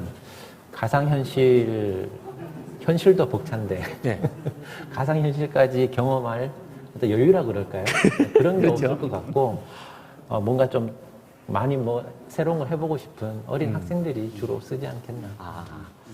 뭐 우리 결과 또 한번 보고 결과 한번 또 볼게요. 예, 우리 설문 결과 한번 궁금하네요. 조금 뭐 초등학생보다는 이제 가장 높은 게 이제 중고등학생이 가장 아무래도 이게 그 우리 최 부원장님께서는 뭐 우리가 예상했던 거랑 약간 다른 결과가 나왔는데 네. 좀 결과가 좀 흥미롭긴 해요. 뭐 네. 어떻게 보세요? 결과? 저는 저거 보고서 충분히 그럴 수 있을 것 같아요. 초등학생들이 지금 자기에 대해서 막 이제 깨닫기 시작하는 거잖아요. 예. 그러다 보면은 자기를 좀 나타내고 뭔가 자기만의 세계를 갖고 싶어 하고 그러면서 현실과는 약간 좀 괴리가 있을 때 저는 저런 거에 대해서 충분히 제일 많이 관심을 가질 수 있는 연령층이 아닐까 그런 생각을 합니다. 우리 그 방 박사님 전문가로서 네. 우리 중고등학생이 비율이 굉장히 높았어요. 네네. 뭐 왜 그럴까요? 초등학생이 지금 시간에 접속을 못해서 그러지 않나 생각이 들고요. 네. 이게 약간 더 기술적으로 한번 저희가 서비스적으로 한번 생각을 해볼 수 있는데 지금은 그 메타버스 공간 자체가 완성도가 그렇게 높지 않고 사실 가야 될 길이 멀어요. 그러다 보니까 기본적인 구성만 가지고 뭐 안에 들어가서 뭐 내가 새로운 공간에 와서 내 맘대로 뭔가 블록을 가지고 장난쳐 봤어. 이다 보니까 초등학생들이 당연히 많이 서비스를 누리겠지만 기술이 발전하면 아마 이 공간에서 뭔가 여러 가지 실험이나 시뮬레이션이 가능하기 때문에 중고등학생에서 대학생으로 넘어갈 거고 네. 기술이 진짜 실감 나는 그런 공간을 만들 수 있게 된다면 그 아까도 얘기했지만 그런 공간 자체가 경험을 위한 공간이기도 하거든요. 앞에는 이제 소셜 특성이 강하면 이 어르신들은 경험에 대한 것, 그 추억, 기억 이런 게 되게 관심이 많잖아요. 그렇기 때문에 아까 박사님도 얘기하셨지만 시간이 지나면 이제 어른분들께서 내가 옛날에 뭘 했어. 나의 기억을 저장시켜 놓거나 아니면 내가 방문했던 추억의 장소를 만들고 누군가 함께 같이 방문하거나 약간 이런 걸로도 좀 쓰이지 않을까. 네, 갈 길이 저희가 멀다는 얘기로 알아듣겠습니다. 저기 그 우리 시장에 계신 비즈니스를 하시는 우리 대표님은 이 어떤 그 연령층 또 보면 이제 어떤 시장 형성을 이제 예측을 할 수 있잖아요. 네. 이게 지금 우리 시청자분들이 사실은 초등학생이나 중고등학생 뭐 대학생보다는 뭐 이게 과학자라든가 뭐 과학기술 관련 분들이 많을 것 같은데 저 결과 중고등학생이 압도적으로 높았는데 뭐 그거 보시고 느낀 점은 어떠세요? 개인적인 소견으로는 확실히 게임으로 인해서 파생되는 인원들이 중고등학생들이 많이 있다고 판단을 하고 있고요. 그 판단 속에 보면 저희가 이제 로블록스든 뭐 제페토든 매년 한 9%씩 증가하고 있다라는 통계가 또 나오고 있습니다. 그런 의미에서 봤을 때는 저 수치가 정확하게 나오지 않았을까라는 생각을 하고 있습니다. 이 대표님 말씀 들어보니까 우리 그 시청자분들 수준이 상당히 굉장히 정확하게 꿰뚫어 보신다는 생각 들긴 하네요. 네. 그 아마 중고등학생 자녀분을 둔 분들은 게임 때문에 굉장히 속도 상하시고 뭐 그럴 것 같은데 굉장히 좀 우리 흥미로운 결과가 나왔고 첫 번째 설문하고 두 번째 설문 다 우리 패널로 참여하신 분들 예상과는 좀 상당히 좀 다른 결과가 나와서 재밌고 아주 좋습니다. 자, 우선은 이제 추첨은 이제 우리 자막으로 보여드리기로 하고요. 뭐 점심시간도 이렇게 점심시간이 막 다가와서 이제 세 번째 설문으로 넘어가도록 하겠습니다. 이 세 번째하고 네 번째는 약간 전문성이 좀 있는 이런 설문으로 준비를 했어요. 저희가 아무래도 대덕이 있으니까 예.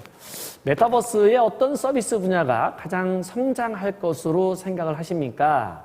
이제 아까 이제 그 방준성 박사님께서 설명을 이렇게 쭉 했는데 뭐 4가지 유형도 있지만 우리 실생활에 있어서 이렇게 지금 보면 게임, 엔터테인먼트, 뭐 생활, 뭐 이런 소통 이런 식으로 쭉 돼 있는데 뭐 이번에는 한번 거꾸로 한번 좀 여쭤보면 그 이 대표님은 또 예상을 한다 그러면 네. 어떨 것 같아요? 실질적으로 본다고 하면 통계 수치적으로 봤을 때는 게임 시장이 확실히 많이 도입이 될 거고요. 아까 말씀드린 것처럼 전체적인 통계치로 봤을 때 매년 9% 이상, 작년 이제 2019년도, 20년도에는 한 19조, 20조까지의 성장이 그 이번 코로나 상황에서 많이 확장된 상황입니다. 그리고 지금 사이버 전시관, 엔터테인먼트 쪽으로도 활성화가 되고 있고요. 정부 차원이나 아니면 민간 기업에서도 많은 일들이 일어나고 있습니다. 실질적으로 어제 저희가 미팅했던 업체 중에 하나가 홍콩에 있는 회사인데 옥션을 이제 하는 경매를 하는 사이트지만 이게 가상으로 보여주고 거기서 거래를 일어날 수 있는 규모를 얘기를 했었고 이 시장이 아마도 점점점 확대가 된다고 하면 그동안에 있던 라이프 스타일 사실은 저희가 비대면 수업이라는 것들과 그리고 가상에서 어느 일부 학교에서는 메타버스에서 입학식도 했었고 졸업식도 하고 그렇기 때문에 엔터테인먼트, 생활 속 방언 이쪽으로 계속 방향성은 커질 것 같습니다. 이게 사실은 바로 전설문하고 연결이 또 될 수도 있긴 할 것 같아요. 바로 전설문 결과에서는 이제 게임을 가장 많이 하는 중고등학생들이 가장 많이 이용할 것 같다. 뭐 이런 어떤 결과가 나왔는데, 바로 설문 결과 보고 나서 그 다음에 대화를 또 이어가도록 하겠습니다. 설문 결과 한번 보여주시죠. 게임하고 엔터테인먼트, 이번에는 뭐 비즈니스 하시는 분들 굉장히 정확하게 지금 보셨는데, 우리 최 부원장님께서 보실 때는 결과 보시고 뭐 어떤 생각이 좀 드세요? 저거는 지금의 그 메타버스를 이용하는 그 마켓만 보는 거고, 예. 앞으로 성장 속도, 예. 성장 속도를 보면은 또 다른 얘기도 나올 수 있을 것 같다는 생각이 그래요? 좀 들었어요. 왜냐하면 저희가 현재도 중요하지만 미래의 어떤 그 기울기, 예. 속도도 중요하니까. 그래서 저는 그런 측면에서는 교육을 좀 아까는 좀 생각을 했었습니다. 교육. 예. 왜냐하면 중고등학생들이 어떤 교육에 들어가고 있고 사회인들도 마찬가지고요. 교육의 가장 큰 효과는 지금 내가 아니고 어떤 현장에서의 그 리얼한 어떤 느낌을 갖다 받는 것도 중요하기 때문에 저는 교육도 하나의 그 가장 빠른 어떤 속도가 나타낼 수 있는 분야라고 생각했는데 저는 틀렸네요. 우리 교육 말씀하셨는데 우리 또 학교에 계신 우리 교수님은 또 어떤 결과랑 뭐 우리 부원장님 말씀하신 교육 관련돼서 뭐 어떤 또 하실 말씀 있을 것 같아요. 만약 효과가 나타나고 네. 인정이 되고 누구나 공감할 만한 수준이 된다 그러면은 교육 분야가 지금 쓰고 있는 돈을 생각하더라도 네. 큰 시장은 될 수 있겠지만 네. 갈 길은 굉장히 멀지 않겠나. 지난 2년 동안 비대면으로 예.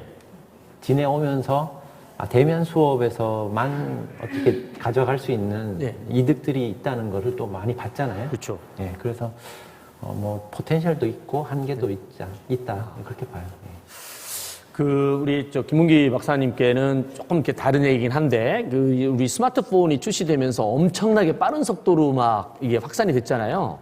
뭐 굳이 뭐 어려운 얘기일 수도 있긴 한데, 이 스마트폰이 확산됐던 속도하고 이 메타버스가 확산되는 속도를 비교해 본다면, 뭐 대략 어떻게 생각하세요? 기존에 이제 없던 이제 스마트폰이 사실은 이제 단순 모바일에서 이제 컴퓨터의 기능들이 우리 모바일 속으로 들어왔고 그것이 이제 네트워크가 접목이 된 건데요.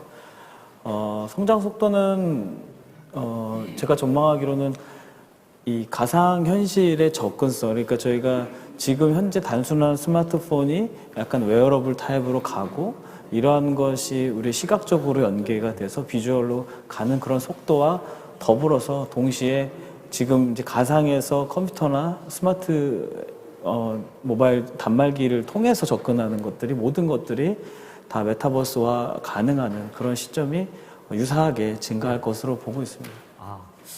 자, 뭐 조금 이렇게 그 색다른 질문도 한번 드려봤는데 워낙 이게 메타버스가 우리가 빠르게 성장을 하다 보니까 한번 그 얘기를 한번 해보고 싶었었던 그런 질문이고요.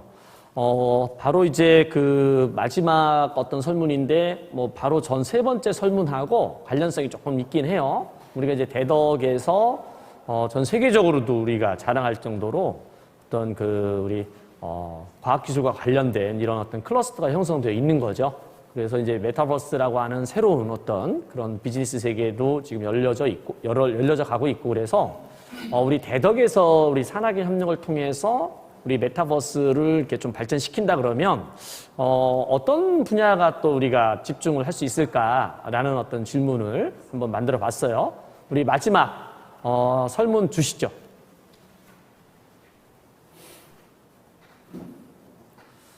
뭐 저희 그 본 모두의 과학기술 포럼 자체가 이 모든 과학기술과 관련된 분들과 또 비즈니스 하시는 분들 다 모여서 이게 산학의 협력을 만들자, 더 활성화시키자 이게 취지라서 이 4개 이 메타버스 범위 중에서 우리 대덕의 산학연 협력에 의해서 사업화가 가장 유망할 것으로 생각하는 분야는 어떤 건지 뭐 증강형 현실, 라이프 로깅, 거울 세계, 가상 세계, VR 이렇게까지 이제 했는데 뭐 방 박사님은 아무래도 전문가시니까 물론 뭐 다 될 수도 있겠지만 우리 대덕의 특징 어떤 그런 역량을 활용한다 그러면 뭐 저희 박사님 생각은 어떠세요?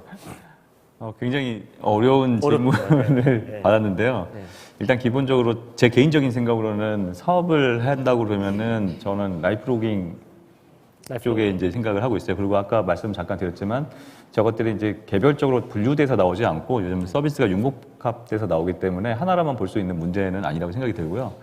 제가 이런 판단을 내린 데 있어서는 이제 아직까지는 그 VR 장비들이 굉장히 이제 거추장스럽고 불편하기 때문에 그것들이 기술적 발전이 굉장히 필요하고 물론 이제 거의 이제 저희 쓰고 있는 이 안경 정도보다 조금 더 무거운 정도로까지 이제 기술이 발전하긴 했지만 아직도 갈 길이 멀어서 네, 그 부분이 가장 지금 상태에서는 아마 그렇지 않을까 싶고 하지만 이제 대덕 자체가 이제 너무나 많은 기술들이 있는 곳이잖아요. 그렇기 때문에 이게 저희가 불편함을 감수하고라도 이제 그 공간에 가서 뭔가 이점이 있다면 저라면 아마 하지 않을까 싶은데 아마 그래서 메타버스 자체 공간 형성보다는 메타버스를 가지고 어떻게 수익화 모델을 만들 거냐, 비즈니스 모델을 어떻게 할 것이냐 이게 실제적으로 더 중요한 문제가 아닐까 싶습니다.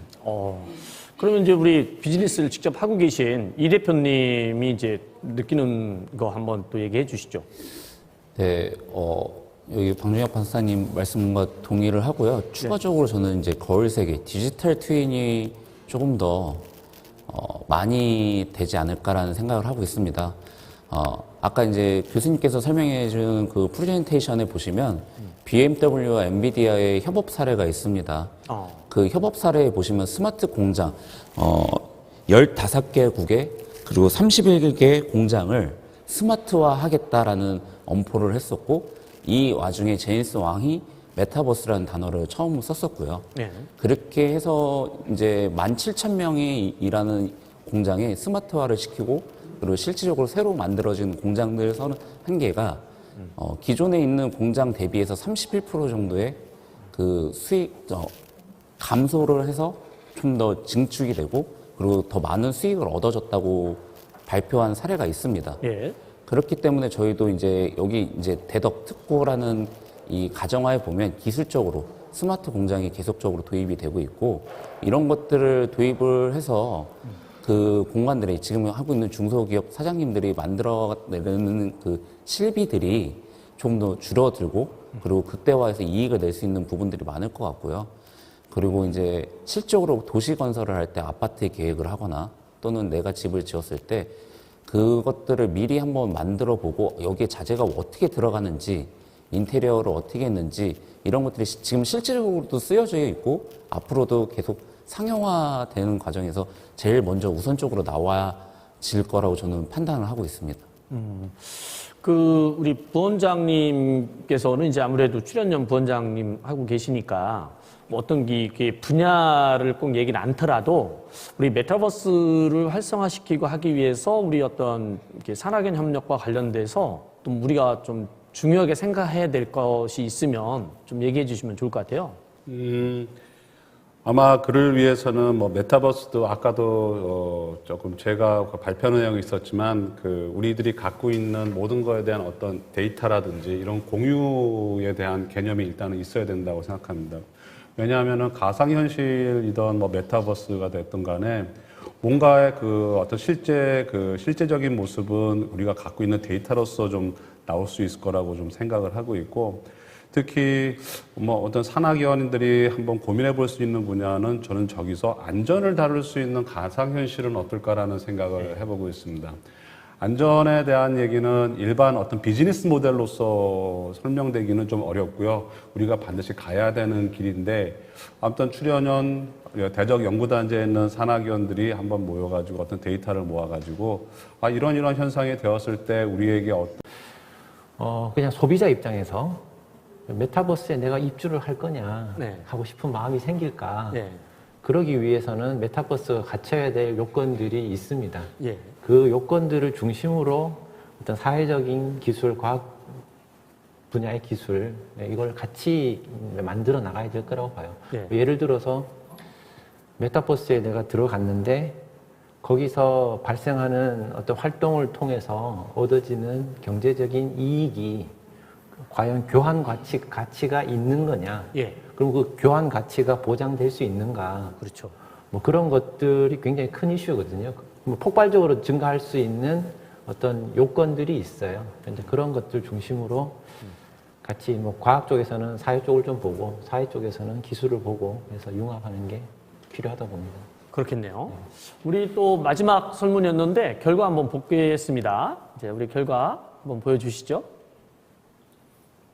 증강현실이 또 이거는 압도적으로, 그러니까 뭐 AR하고 VR이 그래도 가장 큰 비중을 차지하긴 했는데 이게 아무래도 이제 우리 대덕특구의 어떤 특성을 활용을 한다고 생각을 하신 것 같다는 생각이 드네요. 보니까 이제 아무래도 VR하고 AR이 이제 가장 기술적으로 뭐 많이 필요하지 않을까라는 생각을 하신 것 같은데, 뭐 하여튼 저희들이 대략 우리 메타버스가 워낙 급속도로 지금 성장하고 있어서 사실 돈도 굉장히 많이 이렇게 지금 돈이 많이 벌릴 것 같은 이런 어떤 상황이라서 굉장히 많이 또 자금과 이런 것들이 몰리고 있는 상황이라서 저희들이 했던 오늘은 이제 주제로 이렇게 좀 가볍게 얘기를 하면서 이제 우리 대덕특구의 어떤 특징을 또 역량을 가장 잘 활용하면 좋겠다, 이런 취지에서 이제 준비를 했고요.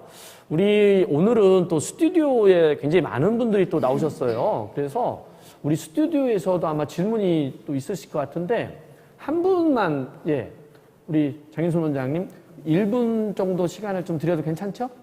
예, 우리 마이크 좀 준비됐나요? 마이크 없어요? 마이크가 안 돼요? 그러면은 그냥 직접 말씀하시면 안 되는 거죠? 이거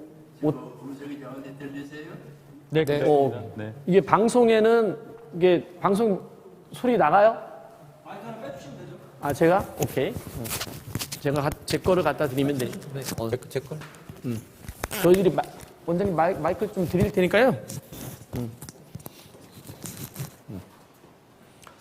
카메라 잡을 수 있죠? 우리 스튜디오에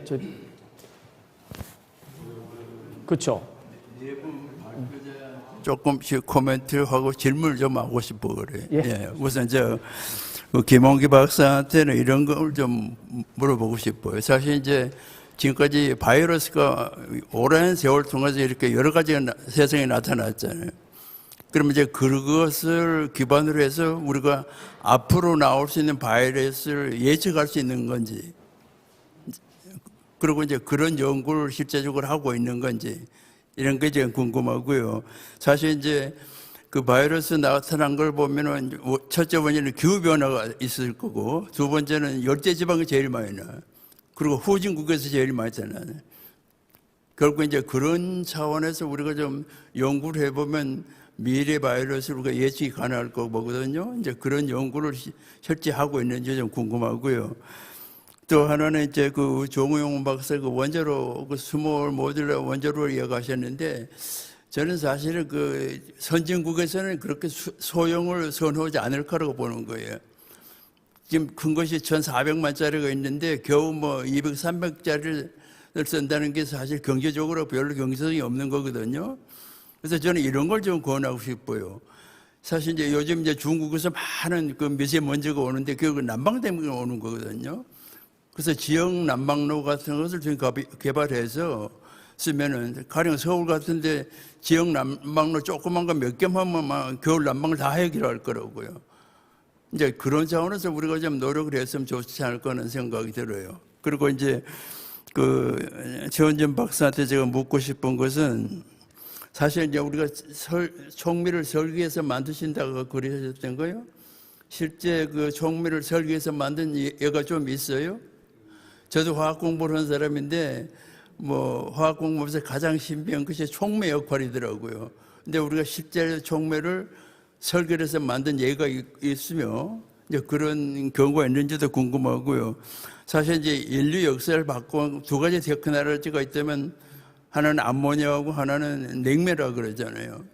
그래서 세계 경제 지도를 바꾼 기술이 에어컨이라고 그랬어요. 그래서 그 더운 지방이 경제적으로 발달할 수 있었던 이유는 바로 에어컨 덕분이거든요. 그것이 다 화학이었어요. 그리고 인류의 기근을 면한 것이 암모니아 합성이었거든요. 사실 화학이 얼마나 인류의 역사에 많은 역할을 했어요. 이제 그런 점에서 우리가 화학을 좀 더 우리가 홍보할 필요가 있다 이렇게 보고요. 우리가 그리고 방 박사한테 묻고 싶은 것은 그래요. 사실 모든 과학은 이중성이 있어요. 근데 메타버스를 내가 이제 보면서 결국 현실과 가상을 왔다 갔다 하면서 인간이 혼란해지지 않을까 하는 생각을 참 많이 해요. 메타버스가 사회에 줄 수 있는 그 네가티브 임팩트도 분명히 많이 있을 거라고요. 아까 세 번째 질문을 보니까 활용도를 보니까 거의 전부 게임 아니면 엔터테인먼트, 교육에는 5%밖에 안 돼. 그게 무엇을 의미하냐? 그것이 과연 인간의 삶에 도움이 되는 거냐?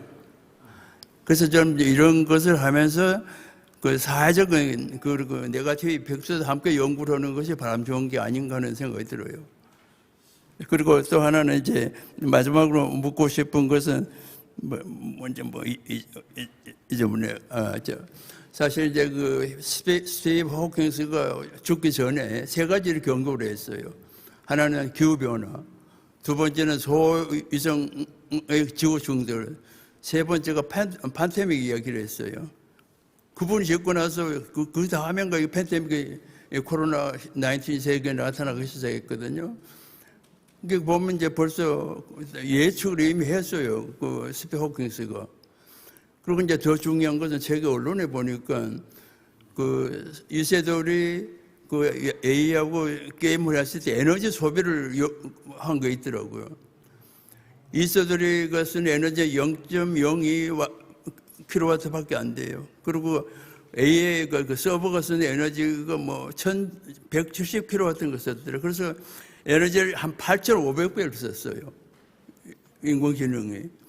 그래서 우리가 그런 문제도 우리가 함께 노력해야 되지 않을까 하는 거예요. 그러니까 에너지 효율을 우리가 어떻게 높일 거냐. 이것은 어떻게 보면 인류 생존의 문제거든요. 결국 기후변화가 결국 그런 걸 다 끌고 온 거거든요. 이제 그런 차원에서 우리가 과학을 하면서 네가티브 임팩트도 함께 연구를 하는 것이 옳은 것이 아닌가 하는 생각이 들어서 제가 몇 마디 코멘트를 했습니다. 님께서 이제 코멘트 겸 주신 것도 있고 또 질문 이렇게 하신 것도 있어서 우선은 이제 첫 번째는 이제 김홍기 박사님께는 분명한 질문인 것 같고요. 그래서 이제 우선 답변 김홍기 박사님께 좀 듣고 다른 분들 코멘트로 이제 받아들이시면서 이렇게 짧게 반응하시면 좋을 것 같습니다. 예. 이제 예측이 가능하냐? 두 가지로 얘기할 수 있습니다. 첫 번째는 사실 새로운 바이러스들이 대부분 이제 그 매개체가 있습니다. 그래서 이제 동물에서 오는 경우가 많고요. 그러다 보니까 이런 그 감염병에 유발시키는 동물이나 사람으로부터 감염병을 자원화시켜야 됩니다. 그래서 이것을 수집을 하고 정보를 그러니까 유전자 서열이라든지 이런 정보를 분석하는 연구를 하고 있고요. 네. 이렇게 정보가 분석이 되면서 동시에 사람에게 감염을 시킬 수 있는지 그런 연구들도 하고 있습니다. 두 번째는 저희들이 많이 하는 건데요. 대부분 현재 신변종 바이러스로 분류되고 있는 것들은 사실 정체가 있고요. 정체가 있으나 우리나라의 입장에서 신변종입니다. 아직 들어와 있거나 코비드 19처럼 그리고 들어올 예정, 그러니까 들어올 가능성이 높은 뭐 에볼라 아직 환자 들어오진 않았지만 뭐 크리미안 콩고, 라사, 니파 아까 말씀드렸는데요. 그러한 이제 바이러스들이 해외에서 발생하고 있고 국내에서 아직 유입하지 않은 미유입 신종 바이러스 감염병들이 있습니다. 이러한 것들에 대해서는 유입 예측을 하고 있습니다. 그 유입 예측을 어떻게 하냐면 대부분이 사람이 전파를 하는 경우가 많기 때문에 인구 이동, 그러니까 저희가 교역 기반으로 비행기가 왔다 갔다 하고 사람이 그 국가를 해당 국가를 방문하고 그런 것들을 데이터화 처리를 하고 그런 분들이 국내에 들어왔을 때 이동해서 어느 곳에 가서 접촉하고 확산한 활동들을 하는지에 대해서 지금 다양한 연구가 현재 진행이 되고 있고요. 저희 사업단에서도 그러한 연구 성과를 도출을 해서 애플리케이션으로 샤인이라고 하는 애플리케이션으로 현재 게이츠 멀린다 파운데이션에서 저희가 서포트를 받고 예. KT와 함께 그런 앱을 개발을 했다는 것을 말씀드립니다. 네. 예. 뭐 혹시 또 추가로 뭐 답을 하시거나 아니면 코멘트에 대해서 말씀하실 분 계신가요? 제가 하나 예, 그러니까 원장님께서. 원장님 말씀하셨던 거 저도 격히 동감을 합니다. 저도 촉매를 연구하는 입장에서 말씀하셨던 뭐 인공지능을 위한 촉매 설계가 시도가 되고 있는 게 사실이고요. 근데 그것을 원장님께서 말씀하셨던 것처럼 일반 이게 느끼기가 어려운 게 그를 위해서 필요한 데이터들이 촉매는 그 반응이 다 연결되어져 있기 때문에 각기 제공되어지는 데이터가 촉매 관련 데이터의 수준이 너무나도 달라서 거기서부터 오는 결과를 진정하게 의미 있는 데이터를 가지고 적용해서 촉매 설계가 이루어지지 못하기 때문에 오는 그런 문제가 아닌가라고 하는 걸 생각을 하고 말씀하셨던 암모니아는 아시겠지만 하버 프로세스가 만들어지고 나서 암모니아가 우리 인류에 기여한 부분이 아주 크죠. 그리고 또한 그 에너지도 많이 다소비 공정인 거는 맞는데 또한 그것 또한 수소 문제이지 않겠습니까? 질소랑 수소를 반응시켜야 되니까 그래서 아무래도 암모니아에 관련된 어떤 그 정도의 문제는 앞으로 수소를 얼마나 깨끗하게 안정적으로 일반적으로 우리들은 수소가 마치 자원인 것처럼 생각을 하는데 수소는 케미칼이거든요. 케미칼을 얼마나 자원처럼 생각할 수 있을 정도로 안정적으로 할 수 있을지 거기에 또 달려있지 않을까 그런 생각을 한번 해봤습니다. 예, 감사합니다. 그리고 이제 저희들이 포럼 끝난 후에 이제 우리 점심 또 이렇게 먹으면서 나눌 수 있는 이런 어떤 시간도 있고 우리 방 박사님도 뭐 잠깐 발언께 달라고 하셔서요. 네네. 그 원장님께서 질문해 주신 거 저도 공감을 하고 있고요. 일단은 저희가 이제 즐길 수 있어야 되니까 이제 게임하고 엔터테인먼트 쪽이 당연히 활성화되어 있는 것 같아요. 근데 이제 아까 설명할 시간이 좀 짧아갖고 제가 못했는데 이제 플레이트 언 그래갖고 요즘에는 게임 공간에서 게임을 하는데 비트코인이 막 생겨서 죄송합니다. 누구는 이제 그 코인을 벌고 누구는 거기서 땅을 사고 뭐 이렇게 또 분업도 돼 있긴 하거든요. 그래서 뭐 이게 지금 흘러가는 세태여서 뭐 교육도 뭐 필요하다고 저는 보는 입장인데 게임피케이션 그래서 이제 교육도 그냥 교육하는 게 아니라 뭔가 즐기면서 하잖아요. 그래서 저희와 다른 시대를 살고 있는 친구들의 이제 문화를 좀 이해할 필요가 있다고 생각이 들고 그 메타버스 공간은 제가 아까 발표자에도 얘기를 드렸지만 그 시뮬레이션이 굉장히 중요하다고 생각하는 거예요. 그러니까 아까 이 기후 변화도 사실 메타버스 공간을 만들고 시뮬레이션 해보고 뭐 화학적인 것도 해보고 이게 굉장히 중요한 이슈고 그것들이 현실 세계와 커플되면 아까 이쪽 대표님께서 얘기해 주신 그 디지털 트윈, 그러니까 오토메이티드 디지털 트윈은 이제 AI 기술까지 같이 접목된 거죠. 그런 것들이 이제 앞으로 기술이 잘 활용될 거라 보고 그리고 이제 디지털 제가 사회라는 아까 얘기를 드렸었는데 사회는 그냥 존재하는 게 아니라 그 사회 구성원들 간의 그 규범이나 체계가 있잖아요. 그렇기 때문에 분명히 디지털 공간에서도 그런 기술에 대한 사회적 영향, 현실 공간의 사회적 영향과 디지털 공간의 사회적 영향, 그 안에서의 윤리적 체계, 그리고 아까 데이터도 쓰지만 이 데이터가 진짜 믿을 만한 데이터인지 인증도 해야 되고 뭐 이런 여러 가지 이슈들이 당연히 있고요. 그런 것들을 다뤄야 되는데 아직까지 좀 사회적으로 좀 진행이 안 되고 있는 걸 잘 지적해 주실 것이기도 하십니다. 네. 예, 감사합니다. 자, 저희들 이제 마무리를 하겠습니다. 모두의 그 과학기술 포럼을 이번에는 그 대덕 과학 포럼하고 연계를 해서 이제 1부, 2부 이렇게 이제 구성을 해서 진행을 했습니다. 저희들이 앞으로 한 6회, 7회 정도를 더 이렇게 진행을 해야 되는데 어떤 다양한 방법으로 이제 진행을 하면서 가능하면 우리 포럼의 목적, 우리 대덕의 산학연 협력을 이제 창출해서 더 발전시키는 이런 목표를 좀 어떻게든지 간에 달성을 좀 하도록 노력을 하겠습니다. 예, 장시간 함께 해주셔서 감사합니다. 여러분 마치겠습니다.